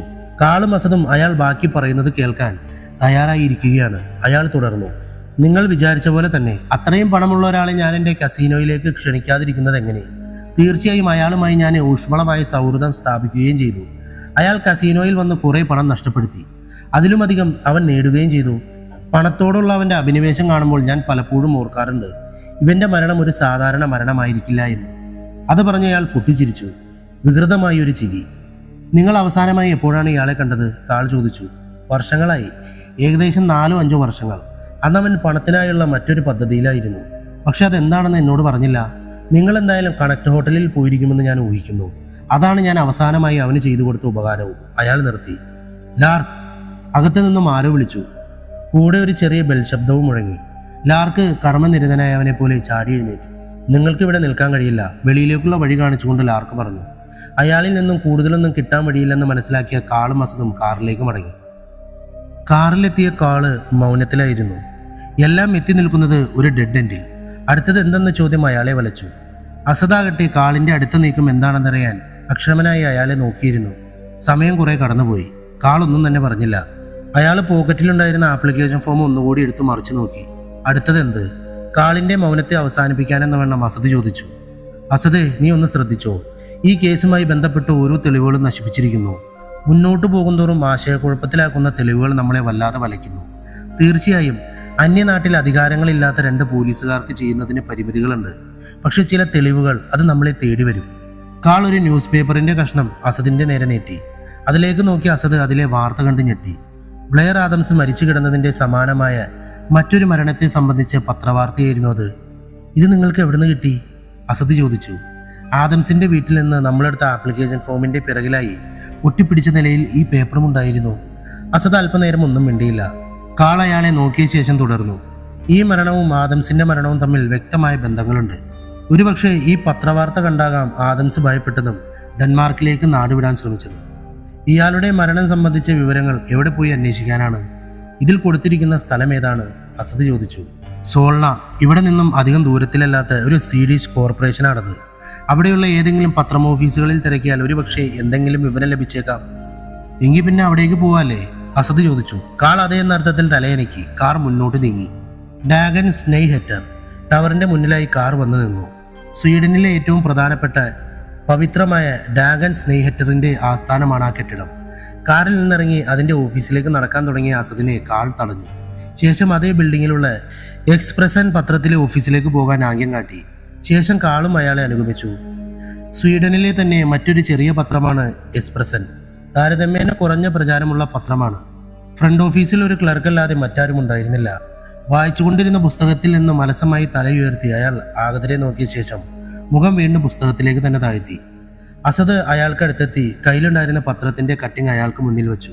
അയാൾ അതിലേക്കൊന്ന് നോക്കിയത് പോലുമില്ല. അസദ് പോക്കറ്റിലുണ്ടായിരുന്ന കുറച്ച് സ്വീഡിഷ് ക്രോണ കൂടി അതിന്റെ മുകളിലേക്ക് വെച്ചു. ക്ലർക്ക് പുസ്തകം താഴെ വെച്ച് അവരിരുവരെയും മാറി മാറി നോക്കി. 6 വർഷങ്ങൾക്ക് മുമ്പ് നടന്ന സംഭവമാണ്. കുറെ പത്രപേപ്പറുകൾ അവർക്ക് മുന്നിലേക്ക് നിരത്തിക്കൊണ്ട് ക്ലർക്ക് പറഞ്ഞു തുടങ്ങി. അന്ന് സമാനമായ രീതിയിലുള്ള 2 മരണങ്ങൾ കൂടി നടന്നിരുന്നു. സീരിയൽ കൊലപാതകിയായിരുന്നു പിന്നിൽ. അയാളെ പിന്നീട് പോലീസ് കണ്ടെത്തി. ജീവപര്യന്തം തടവിലാണ് അയാളിപ്പോൾ. വാർത്ത അത്ര വലിയ രീതിയിൽ പുറത്തേക്ക് വന്നില്ല. 2 പേരും സാധാരണക്കാരായ തൊഴിലാളികളായിരുന്നു. അയാൾ വിശദീകരിച്ചു. പക്ഷേ കാളിന്റെ കണ്ണുകൾ പോയത് പത്രത്തിലെ മറ്റു ചില വാർത്തകളിലേക്കായിരുന്നു. പത്രത്തിൽ പലയിടത്തായി അസാധാരണമാം വിധമുള്ള മരണവാർത്തകൾ. കാൾ അയാളുടെ അനുവാദത്തോടെ ആ പത്രങ്ങൾ വാങ്ങി കുറച്ചു പണം കൂടി അയാൾക്ക് കൊടുത്ത ശേഷം അസദിനെയും കൂട്ടി പുറത്തേക്ക് നടന്നു. കാൾ ന്യൂസ് പേപ്പറുകൾ ഓരോന്നായി പരിശോധിക്കുകയാണ്. വളരെ വേഗത്തിൽ എന്തിനേയോ തിരയുകയും എന്തോ കണ്ടെത്തിയതുപോലെ ആ ചുണ്ടുകളിൽ ഒരു പുഞ്ചിരി വിടരുകയും ചെയ്തു. ബ്ലെയർ ആദംസ് കേസ് അന്വേഷിച്ചു വന്ന കാള് അതിന് സമാനമായ വാർത്തകളിൽ കൊടുക്കാത്ത പ്രാധാന്യം കേവലം അപകടമരണ വാർത്തകൾക്ക് കൊടുക്കുന്നത് കണ്ട് അസദ് തെല്ലൊന്നും അത്ഭുതപ്പെടാതിരുന്നില്ല. ശേഷം ന്യൂസ് പേപ്പറുകളിലെ വാർത്തകൾ ഓരോന്നായി ചൂണ്ടിക്കാണിച്ചു. ഇത് കണ്ടിട്ട് എന്തു തോന്നുന്നു? ഇതെല്ലാം മരണവാർത്തകളല്ലേ? ഭാവവ്യത്യാസങ്ങളൊന്നുമില്ലാതെ അസദ് പറഞ്ഞു. ഇതൊന്നും സാധാരണ മരണങ്ങളാകാൻ 1% പോലും സാധ്യതയില്ല. മറിച്ച് ഇവയെല്ലാം 100% കൊലപാതകങ്ങളാണ്. എന്താണ് ഇയാൾ പറയുന്നത്? വിശ്രമമില്ലാത്ത ഈ ഒരു അന്വേഷണ യാത്ര ഇയാളുടെ സമനില തെറ്റിച്ചു എന്ന് പോലും അസദ് സംശയിച്ചു. ഇതാ ഈ വാർത്ത നോക്കൂ. അസദിന്റെ ഭാവവ്യത്യാസങ്ങൾ വകവയ്ക്കാതെ കാൾ തുടർന്നു. ഡോക്ടറുടെ ആത്മഹത്യ. ഡോക്ടർ തീ കൊളുത്തി മരിച്ചു അത്രേ. വേദനയില്ലാതെ മരിക്കാൻ സഹായിക്കുന്ന ഒട്ടനവധി മരുന്നുകൾ അറിയാവുന്ന ഒരു ഡോക്ടർ എന്തിന് വേദനാജനകമായ ഒരു മരണം തിരഞ്ഞെടുക്കണം? ഇതടുത്തത് മെഡിക്കൽ വിദ്യാർത്ഥി മുങ്ങി മരിച്ചു. അടുത്ത വാർത്ത ഒന്ന് ശ്രദ്ധിക്കൂ. മെഡിക്കൽ കോളേജ് അധ്യാപകൻ കാറപകടത്തിൽ മരിച്ചു. ജൂനിയർ ഡോക്ടർ വളർത്തുനായയുടെ കടിയേറ്റ് മരിച്ചു. ഇതാ മറ്റൊരു ഡോക്ടർ വീടിന്റെ ഉള്ളിൽ തൂങ്ങി നിൽക്കുന്നതായി കാണപ്പെട്ടു അത്രേ. അടുത്ത വാർത്ത നോക്കൂ. യുവ ഡോക്ടർ ഹൃദയാഘാതം മൂലം മരണപ്പെട്ടു. ഇതിലെന്താണ് ഇത്ര കാര്യം? ഇവയെങ്ങനെ കൊലപാതകങ്ങളാവും? അസദ് ചോദിച്ചു. ഒരു ദിവസം ഇത്രയധികം മരണങ്ങൾ, അങ്ങനെ പല ദിവസങ്ങളിലായി 100-ലധികം മരണങ്ങൾ. മരണപ്പെട്ടവരെല്ലാം മെഡിക്കൽ രംഗത്തുള്ളവർ. ഇതെല്ലാം അസാധാരണമായി തോന്നുന്നില്ലേ? തികച്ചും ഒറ്റപ്പെട്ട സംഭവങ്ങൾ ആർക്കും ഒരു സംശയവും തോന്നില്ല. പക്ഷെ ഇതൊട്ടും യാദൃശികമല്ല. ഇതെല്ലാം പ്രൊഫഷണൽ കൊലയാളിയെ വെച്ച് ഫ്രെയിം ചെയ്ത സാധാരണ മരണമെന്ന് തോന്നിക്കുന്ന നല്ല ഒന്നാന്തരം കൊലപാതകങ്ങൾ. കാര്യങ്ങൾ കൂടുതൽ വ്യക്തമാക്കാം. ഈ കേസ് വളരെ കുഴപ്പം പിടിച്ചൊരു പസിൽ പോലെയാണ്. ഇതിന്റെ കഷ്ണങ്ങൾ പലയിടത്തായി ചിതറിക്കിടക്കുന്നു. ഞാൻ അതിനെ ഒന്ന് ചേർത്ത് വെക്കുകയാണ്. ഞാൻ പറയുന്ന കാര്യങ്ങൾക്ക് എൻ്റെ പക്കൽ യാതൊരു തെളിവുമില്ല. പൂർണ്ണമായും എൻ്റെ ഊഹം മാത്രമാണിത്. ഞാൻ പറയുന്നതിൽ എന്തെങ്കിലും വൈരുദ്ധ്യങ്ങൾ ഉണ്ടെങ്കിൽ താങ്കൾക്ക് സൂചിപ്പിക്കാം. ഓക്കെ? എന്തൊക്കെയോ കണ്ടെത്തിയ ഭാവത്താൽ കാൾ പറഞ്ഞു തുടങ്ങിയത്. അല്പം കൗതുകത്തോടെയാണ് അസദ് കേട്ടു തുടങ്ങിയത്. ദുരിതം നിറഞ്ഞ ബാല്യകാലം ആദംസിനെ ഒരു പണക്കുതിയനാക്കി. അതിലാർക്കും തർക്കമില്ല. ഉയർന്ന വിദ്യാഭ്യാസ യോഗ്യതകളോ മറ്റോ ഇല്ലാതിരുന്ന അയാൾക്ക് കൺസ്ട്രക്ഷൻ കമ്പനിയിലെ തുച്ഛമായ വരുമാനം തൃപ്തമായിരുന്നില്ല. ആ ഒരു സാഹചര്യത്തിലായിരിക്കാം അയാള് ജീവൻ പോലും നഷ്ടപ്പെട്ടേക്കാവുന്നവനിലേക്ക് അപകടകരമായ പവർ സ്ലാപ്പ് മത്സരങ്ങളിൽ പങ്കെടുക്കുന്നത്. അതായത് മുഖത്ത് ശക്തമായി അടിക്കുന്ന മത്സരം. അതിൽ നിന്ന് കിട്ടിയ തുകയും ചൂത് കളിച്ച് കിട്ടിയ തുകകളുമൊന്നും അയാളുടെ പണക്കുതി അടക്കിയില്ല. അങ്ങനെ ഇരിക്കുമ്പോഴാണ് അയാൾ മറ്റൊരു പദ്ധതിയിലേക്ക് അയാൾ എത്തപ്പെട്ടത്. സ്വീഡനിലെ മെഡിക്കൽ പരീക്ഷകൾ പാസ്സാവുക എന്നത് അല്പം ബുദ്ധിമുട്ടുള്ള കാര്യമാണ്. നല്ല ടാലന്റ് ഇല്ലാത്തൊരു വിദ്യാർത്ഥിയെ സംബന്ധിച്ചിടത്തോളം മെഡിക്കൽ പ്രവേശനം എന്ന് പറയുന്നത് സ്വപ്നം മാത്രം. ഇങ്ങനെയുള്ളവർക്കിടയിലേക്കാണ് ബ്ലെയർ ആദംസിനെ പോലെ ഒരാൾ കടന്നു വരുന്നത്. പക്ഷെ അതിലെ യുക്തി എന്താണ്? ബ്ലെയർ ആദംസ് ഒരു കൺസ്ട്രക്ഷൻ കമ്പനിയിലെ വെറും ഒരു ഫോർമാൻ ആണെന്നിരിക്കെ സ്വീഡൻ പോലെ ഒരു രാജ്യത്തിന്റെ മെഡിക്കൽ പരീക്ഷകളിൽ അയാൾക്ക് എങ്ങനെ കൈകടത്താൻ കഴിയും? അവിടെയാണ് നമ്മളും കുഴങ്ങിയത്. ഒരുപക്ഷെ ബ്ലെയർ ആദംസ് ഒരു ഏജന്റായിരിക്കാം. ഈ റാക്കറ്റിലേക്ക് വിദ്യാർത്ഥികളെ എത്തിച്ചു കൊടുക്കുന്ന വെറും ഏജന്റ്. അയാളെപ്പോലെ മരിച്ചു കിടന്ന മറ്റു 3 പേരുടെ വാർത്ത വായിച്ചില്ലേ? അവരും സാധാരണക്കാരുടെ മരണം ഒരു സീരിയൽ കില്ലർ പുകമറയിൽ ഒളിച്ചു വെച്ചു. ഡോക്ടർമാരുടെ മരണങ്ങളാകട്ടെ സാധാരണ മരണങ്ങളായി ഫ്രെയിം ചെയ്യപ്പെട്ടു. ബ്ലെയർ ആദംസ് രാജ്യം വിട്ടതാണ് അവർക്ക് വിനയായത്. ഒരുപക്ഷെ അങ്ങനെയല്ലായിരുന്നുവെങ്കിൽ ഇത് ആരുടെയും കണ്ണിൽപ്പെടാതെ ഇങ്ങനെ തന്നെ അവസാനിച്ചേനെ. കുറച്ചുകൂടി വ്യക്തമാക്കാം. ഇതെല്ലാം കേട്ടൊന്നും മനസ്സിലാവാതെ ഇരുന്ന അസദിനെ നോക്കി കാൾ പറഞ്ഞു. ഇതൊരു വലിയ ശൃംഖലയാണ്. വിദ്യാഭ്യാസ വകുപ്പിലെ പ്രമുഖർ ഉൾപ്പെടുന്ന, മെഡിക്കൽ കോളേജുകളിലെ അധ്യാപകർ ഉൾപ്പെടുന്ന, പരീക്ഷാ നടത്തിപ്പുകാർ ഉൾപ്പെടുന്ന, അതിലെ പണക്കൊതിയന്മാരായ ചിലരുടെ സ്വാർത്ഥ ലാഭത്തിനായി അവർ പരീക്ഷകളിൽ തിരിമറി നടത്തിയിരിക്കാം. ഉദാഹരണം, ഉത്തരപേപ്പറുകളിൽ കൃത്രിമം നടത്തി പണമുള്ള കഴിവില്ലാത്ത വിദ്യാർത്ഥികൾക്കായി പകരം മിടുക്കരായ വിദ്യാർത്ഥികളെ പണവും ആഡംബര ഹോട്ടൽ സൗകര്യങ്ങളും കൊടുത്ത് പരീക്ഷ എഴുതിപ്പിക്കുന്ന, അതിനായി അവർക്കൊരു തുക വാഗ്ദാനം ചെയ്യുന്നു. അതിലെയും എത്രയോ ഇരട്ടി തുക ഈ കഴിവില്ലാത്തവരുടെ കയ്യിൽ നിന്ന് ഈടാക്കുന്നു. മേലധികാരികളിൽ നിന്നുമുള്ള പിന്തുണയില്ലാതെ ഒരിക്കലും ഇത്ര വലിയ തട്ടിപ്പ് നടക്കില്ല. നമുക്ക് നേരെ ഡെൻമാർക്കിൽ നടന്ന വധശ്രമവും കൊലയാളിയുടെ ഇമിഗ്രേഷൻ ഡീറ്റെയിൽസ് സംബന്ധിച്ച വിവരങ്ങൾ റോയൽ ഡാനിഷ് ആർമിയുടെ ഓഫീസിൽ നിന്ന് നശിപ്പിച്ചു കളഞ്ഞ കാര്യവും ജോഹാൻ എമിലിന്റെ കാൽ നഷ്ടപ്പെട്ട സംഭവവും അതുമാത്രം കണക്കിലെടുത്താൽ മതി ഇതിന് പിന്നിലുള്ളവരുടെ ശക്തി മനസ്സിലാക്കാൻ. ബ്ലെയർ ആദംസിന്റെ മരണത്തിൽ മാതൃരാജ്യമായ സ്വീഡൻ വലിയ താല്പര്യം കാണിക്കാതിരുന്നതിന്റെ കാരണം ഇപ്പോൾ മനസ്സിലായില്ലേ? പക്ഷെ എന്തിനീ കൊലപാതകങ്ങൾ? ഇതാ ഈ വാർത്ത കൂടി നോക്കൂ. ഡോക്ടറുടെ അശ്രദ്ധ. ശസ്ത്രക്രിയക്കിടെ രോഗി മരിച്ചു. ഡോക്ടർ അറസ്റ്റിൽ. അടുത്ത ദിവസത്തെ വാർത്ത നോക്കൂ. ഡോക്ടറെ കോടതിയിലേക്ക് കൊണ്ടുപോയ പോലീസ് വാഹനത്തിലേക്ക് ട്രക്ക് ഇടിച്ചു കയറി. ഡോക്ടർ ഉൾപ്പെടെ 3 പോലീസുകാർ കൊല്ലപ്പെട്ടു. ഈ ഡോക്ടറുടെ അറസ്റ്റ് തങ്ങളിലെ അന്വേഷണത്തിന്റെ ഗതി തിരിച്ചുവിടുമെന്ന് അവർ മനസ്സിലാക്കി. അതിനായി ഈ അഴിമതിക്ക് കൂട്ടുനിന്നവരെയും ഇതിലൂടെ ജോലി നേടിയവരെയും ഇതുമായി ബന്ധമുള്ള ഓരോരുത്തരെയും അവർ കൊല്ലാൻ തുടങ്ങി. കാര്യം മനസ്സിലായ ആദംസ് സ്വീഡനിൽ നിന്ന് നാടുവിട്ടു. മുൻപ് അയാൾ പലതവണയും നാടുവിടാൻ ശ്രമിച്ചു. എന്നാൽ അത് പരാജയപ്പെട്ടു. ഒടുവിൽ അയാൾ വിജയം കണ്ടെത്തി ഡെൻമാർക്കിലേക്ക് അയാൾ എത്തിപ്പെട്ടു. പക്ഷെ ആദംസിനെ പിന്തുടർന്ന കൊലയാളി ആ ഹോട്ടലിലും എത്തി. അയാളെ കണ്ട് ഭയന്നാണ് ആദംസ് കാറെടുത്ത് കടന്നു കളഞ്ഞത്. ഒടുവിൽ ആ കൊലപാതകി ബാരൽ റെസ്റ്റോറന്റിന്റെ മുന്നിൽ അയാൾ ആദംസിനെ കീഴ്പ്പെടുത്തുകയും അവിടെ നിന്നും ഗുഡനെ നദിക്കരയിലെത്തിച്ച് കൊലപ്പെടുത്തുകയും ചെയ്തു. കാൾ വിശദീകരിച്ചു. അസദെല്ലാം വളരെ അത്ഭുതത്തോടെയാണ് കേട്ടത്. തങ്ങൾ വിജയിച്ചിരിക്കുന്നു എന്ന ആശ്വാസത്തിലിരിക്കുമ്പോഴാണ് അസദ് റിയൽ വ്യൂ മിററിലേക്ക് ശ്രദ്ധിക്കുന്നത്. പിന്നിലായി ഒരു വാഹനം നിയന്ത്രണം വിട്ട് ഓടി വരികയാണ്. അപകടം മനസ്സിലാക്കിയ അസദ് ഡോർ തുറന്ന് കാളിനെ വെളിയിലേക്ക് തള്ളി. അപ്പോഴേക്കും ആ വാഹനം അവരുടെ കാറിന്റെ മുന്നിൽ വന്നിടിച്ചിരുന്നു. ഇടിയുടെ ആഘാതത്തിൽ എയർ ബാഗ് ഓപ്പണായി. ഹെഡ് റെസ്റ്റ് തലയ്ക്ക് മുന്നിൽ വന്നിടിച്ച് കാറ് തലകീഴായി മറിഞ്ഞു. അസദ് അബോധാവസ്ഥയിലേക്ക് വീണു. കാറിന്റെ ചില്ലുകൾ റോഡിലേക്ക് ചിതറിത്തെറിച്ചു. അപ്രതീക്ഷിതമായി റോഡിലേക്ക് വീണ കാളിന്റെ തലയും റോഡിൽ ചെന്നിടിച്ചിരുന്നു. അയാളുടെ തലയും മുറിഞ്ഞു. പതിയെ അയാളുടെ ബോധവും മറഞ്ഞു. നിമിഷ നേരത്തിന്റെ ഉള്ളിൽ അവിടേക്ക് ആംബുലൻസ് ചീറിപ്പാഞ്ഞു വന്നു. രണ്ടുപേരെയും ആംബുലൻസിലേക്ക് എടുക്കപ്പെട്ടു. അത് ശരവേഗത്തിൽ മുന്നോട്ട് പാഞ്ഞു. കാളും അസദും കണ്ണു തുറന്നത് ഒരു ഇരുട്ട് മുറിയിലായിരുന്നു. ദേഹം മുഴുവനും വല്ലാത്ത വേദന തോന്നി കാളിന്. പലകകൾ കൊണ്ട് നിർമ്മിച്ച അതിന്റെ താഴ്ഭാഗം മുഴുവനും വെള്ളം കെട്ടി നിൽക്കുന്നുണ്ടായിരുന്നു. ഒരു പലകയ്ക്കിടയിലെ ദ്വാരത്തിലൂടെ അരിച്ചു വന്ന തീവ്രപ്രകാശം അവരുടെ കണ്ണുകൾക്ക് ബുദ്ധിമുട്ടുണ്ടാക്കി. അസദ് കൈകൾ ചലിപ്പിക്കാൻ നോക്കി. കൈകൾ ബന്ധിക്കപ്പെട്ടിരിക്കുന്നു. കാലുകൾക്ക് വല്ലാത്ത കനം തോന്നി. അവകളും ചലിപ്പിക്കാൻ കഴിയുന്നുണ്ടായിരുന്നില്ല. ചുറ്റും മോളം തള്ളുന്ന ശബ്ദം മാത്രം കേൾക്കാം. തങ്ങൾ ബന്ധിക്കപ്പെട്ടിരിക്കുന്ന മുറി നിൽക്കുന്നത് ഒരു തടാകത്തിന്റെ മുകളിലാണെന്ന് അവർ ഊഹിച്ചു. വാതിലുകൾ തുറക്കപ്പെട്ടു. അതിലേക്ക് കുറച്ചധികം ആളുകൾ കടന്നു വന്നു. എല്ലാവരുടെയും മുഖങ്ങൾ കറുത്ത തുണി കൊണ്ട് മറച്ചിരിക്കുന്നു. അതിലൊരാൾ അവർക്കരികിലേക്ക് മുട്ടുകുത്തിയിരുന്നു. കാൾ, നീ അതിസമർത്ഥനാണ്. 5 വർഷങ്ങൾക്കിപ്പുറവും ഈ കേസിന്റെ വേരുകൾ തിരഞ്ഞ് നീ ഇവിടെ വരെ എത്തിയെങ്കിൽ നീ ഒരിക്കലും നിസ്സാരക്കാരനല്ല. എനിക്ക് വളരെയധികം വിഷമമുണ്ട് കാൾ. ഇത്രയും ഇന്റലിജന്റായ ഒരു തലച്ചോർ ഇത്ര നേരത്തെ നശിപ്പിച്ചു കളയുന്നതിന്. നീ സ്വീഡനിലേക്ക് കടന്നപ്പോഴേ ഞാൻ വിവരമറിഞ്ഞതാണ്. ഡെൻമാർക്കിൽ ഒരു സ്ഫോടനം ഉണ്ടാക്കാൻ കഴിഞ്ഞ എനിക്ക് സ്വീഡനിൽ വെച്ച് നിന്നെ കൊല്ലുന്നത് വളരെ നിസ്സാരമായിരുന്നു. പക്ഷേ ഞാനതൊന്ന് വൈകിപ്പിച്ചത് എന്തിനാണെന്നറിയാമോ? ഇനിയൊരു കാളും അസദും എന്നെ തേടി വരാനുള്ള വഴികളെല്ലാം എന്നേക്കുമായി അടയ്ക്കാൻ. നിങ്ങൾ പോയ വഴികളിൽ നിന്നും ഇനി ആർക്കും ഒരു വിവരങ്ങളും ലഭിക്കാൻ പോകുന്നില്ല. അയാൾ വികൃതമായി ഒന്ന് ചിരിച്ചു. കാളിന്റെ മുഖം നിസ്സഹായമായിരുന്നു. അസദ് കാളിനെ നോക്കി. അവരുടെ നിസ്സഹായാവസ്ഥ കണ്ട് ആ മുഖം മൂടിക്കാരൻ ചിരി കൂടുതൽ ഉറക്കിയാക്കി. കൂടെയുണ്ടായിരുന്നവർ തോക്കുകൾ കയ്യിലെടുത്ത് ലോഡ് ചെയ്തു. പക്ഷേ മുഖം മൂടിക്കാരൻ അരിതെന്നർത്ഥത്തിൽ വിരലനക്കി. ഇവർ ഈ കേസിന് പിന്നാലെ കുറേയധികം ഓടി ക്ഷീണിച്ചിട്ടുണ്ട്. നല്ല ദാഹമുണ്ടാവും, കുറച്ച് വെള്ളം കുടിച്ചാട്ടെ. അയാൾ അത് പറഞ്ഞതും തോക്കുകൾ പിൻവലിക്കപ്പെട്ടു. അവരിൽ ഒരാൾ അരികിലുണ്ടായിരുന്ന ഒരു ലിവർ വലിച്ച് തറയിലുണ്ടായിരുന്ന പലക ഒരു പാളി പോലെ നീങ്ങി മാറി. അവിടെ ചതുരാകൃതിയിൽ ജലം നിറഞ്ഞ ഒരു കുഴി പ്രത്യക്ഷപ്പെട്ടു. അവരിൽ 2 പേർ ഭാരമുള്ള 2 ഇരുമ്പ് കഷ്ണങ്ങൾ അവരുടെ കാലിൽ ബന്ധിപ്പിച്ചു. കാളും അസദും ഒരു നിമിഷം കണ്ണുകളടച്ചു. അവസാനം എന്നോണം കുറച്ചധികം ശ്വാസം ഉള്ളിലേക്ക് വലിച്ചു. പിന്നെ താമസിച്ചില്ല, അവരിരുവരും ആ വെള്ളത്തിലേക്ക് വലിച്ചെറിയപ്പെട്ടു. അവർ താഴ്ന്നു പോകവേ കുറച്ച് വായു കുമിളകൾ മുകളിലേക്ക് വന്ന് പൊട്ടിത്തകർന്നു. കോപ്പൻഹാഗനിലെ പോലീസ് സമുച്ചയം. ഡിപ്പാർട്ട്മെന്റ് ക്യൂവിന്റെ ഓഫീസിൽ ഇരിക്കുകയായിരുന്നു കാളും അസദും. കാളിന്റെ കയ്യിൽ ആവി പറക്കുന്ന കോഫി മഗ്ഗുണ്ടായിരുന്നു. അവിടെ ഉണ്ടായിരുന്ന TV സ്ക്രീനിൽ സ്വീഡനിൽ നടന്ന വൻ വിദ്യാഭ്യാസ അഴിമതിയുടെയും അതിനെ തുടർന്നുള്ള അറസ്റ്റുകളെയും സംബന്ധിച്ച് വാർത്തകൾ ഓടിക്കൊണ്ടിരുന്നു.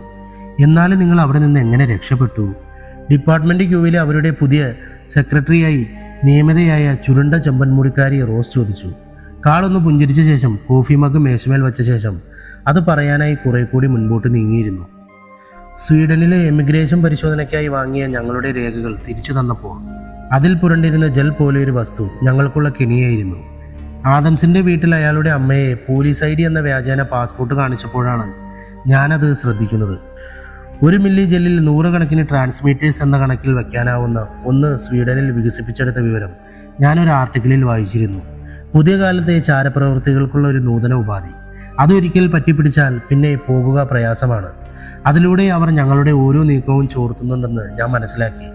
കേസ് എല്ലായ്പ്പോഴും ഡെൻഡനിൽ വന്നു നിൽക്കുമ്പോൾ ഒരു ഊഹം പോലെയാണ് ഞാൻ ആ കാര്യങ്ങൾ പറഞ്ഞത്. ഒരുപക്ഷെ ഇത് സത്യമാണെങ്കിൽ അവർ എത്രയും വേഗം ഞങ്ങളുടെ അടുത്ത് എത്തുമെന്ന് ഞാൻ കണക്കുകൂട്ടി. എന്താണ് ഞാൻ പ്രതീക്ഷിച്ചത് അത് തന്നെയാണ് പിന്നീട് സംഭവിച്ചത്. വെള്ളത്തിൻ്റെ അടിയിൽ വെച്ച് കയ്യിലെ കെട്ടുകൾ പെട്ടെന്ന് അഴിക്കാനായത് ഭാഗ്യം, കാൾ ചിരിച്ചുകൊണ്ട് പറഞ്ഞു. ദിവസങ്ങൾ കഴിഞ്ഞു. മറ്റൊരു അതിശൈത്യമുള്ള സായാഹ്നം. വീടിന് വെളിയിലിരുന്ന് സംസാരിക്കുകയായിരുന്നു കാളും അസദും. കഴിഞ്ഞ കാര്യമാണ്, പക്ഷെ ഇത് കുറേ നാളായി എൻ്റെ ഉറക്കം കെടുത്തുന്നു. അതുകൊണ്ടാണ് ചോദിക്കുന്നത്. കൊല നടത്താൻ ഉപയോഗിക്കുന്ന ഓരോ ആയുധത്തിനനുസരിച്ചുണ്ടാവുന്ന മുറിവുകളിലെ ആഴങ്ങളിലും കലകളിലും വ്യത്യാസം ഉണ്ടാവാറുണ്ട്. അത് വച്ചിട്ടാണ് സാധാരണ കേസുകളിൽ ആയുധം തിരിച്ചറിയുന്നതും പ്രതികളെ അറസ്റ്റ് ചെയ്യുന്നതും. പക്ഷെ ബ്ലെയർ ആദംസ് കേസിൽ ഉപയോഗിച്ച ആയുധം തിരിച്ചറിയാനോ കണ്ടെത്താനോ ആയിട്ടില്ല. എന്തുകൊണ്ടായിരിക്കും അങ്ങനെ സംഭവിച്ചത്? എന്തു തരം ആയുധമായിരിക്കും അവർ ആദംസിനെ കൊലപ്പെടുത്താൻ ഉപയോഗിച്ചിട്ടുണ്ടാകുക? അതെന്തുകൊണ്ടാണ് നമുക്ക് കണ്ടെത്താനാവാത്തത്? കാളൊന്ന് ചിരിച്ചു. കയ്യിലുണ്ടായിരുന്ന ഫോർക്ക് താഴേക്ക് വെച്ചു. മറുകൈയിലുണ്ടായിരുന്ന ഐസ് പീസ് പ്ലേറ്റിലുള്ള മാംസ കഷ്ണത്തിലേക്ക് കുത്തിയിറക്കി. അപ്പോൾ ആ ഐസ് കഷ്ണത്തിന് ഒരു കത്തിയുടെ രൂപമായിരുന്നു. കഥ അവസാനിച്ചിരിക്കുന്നു.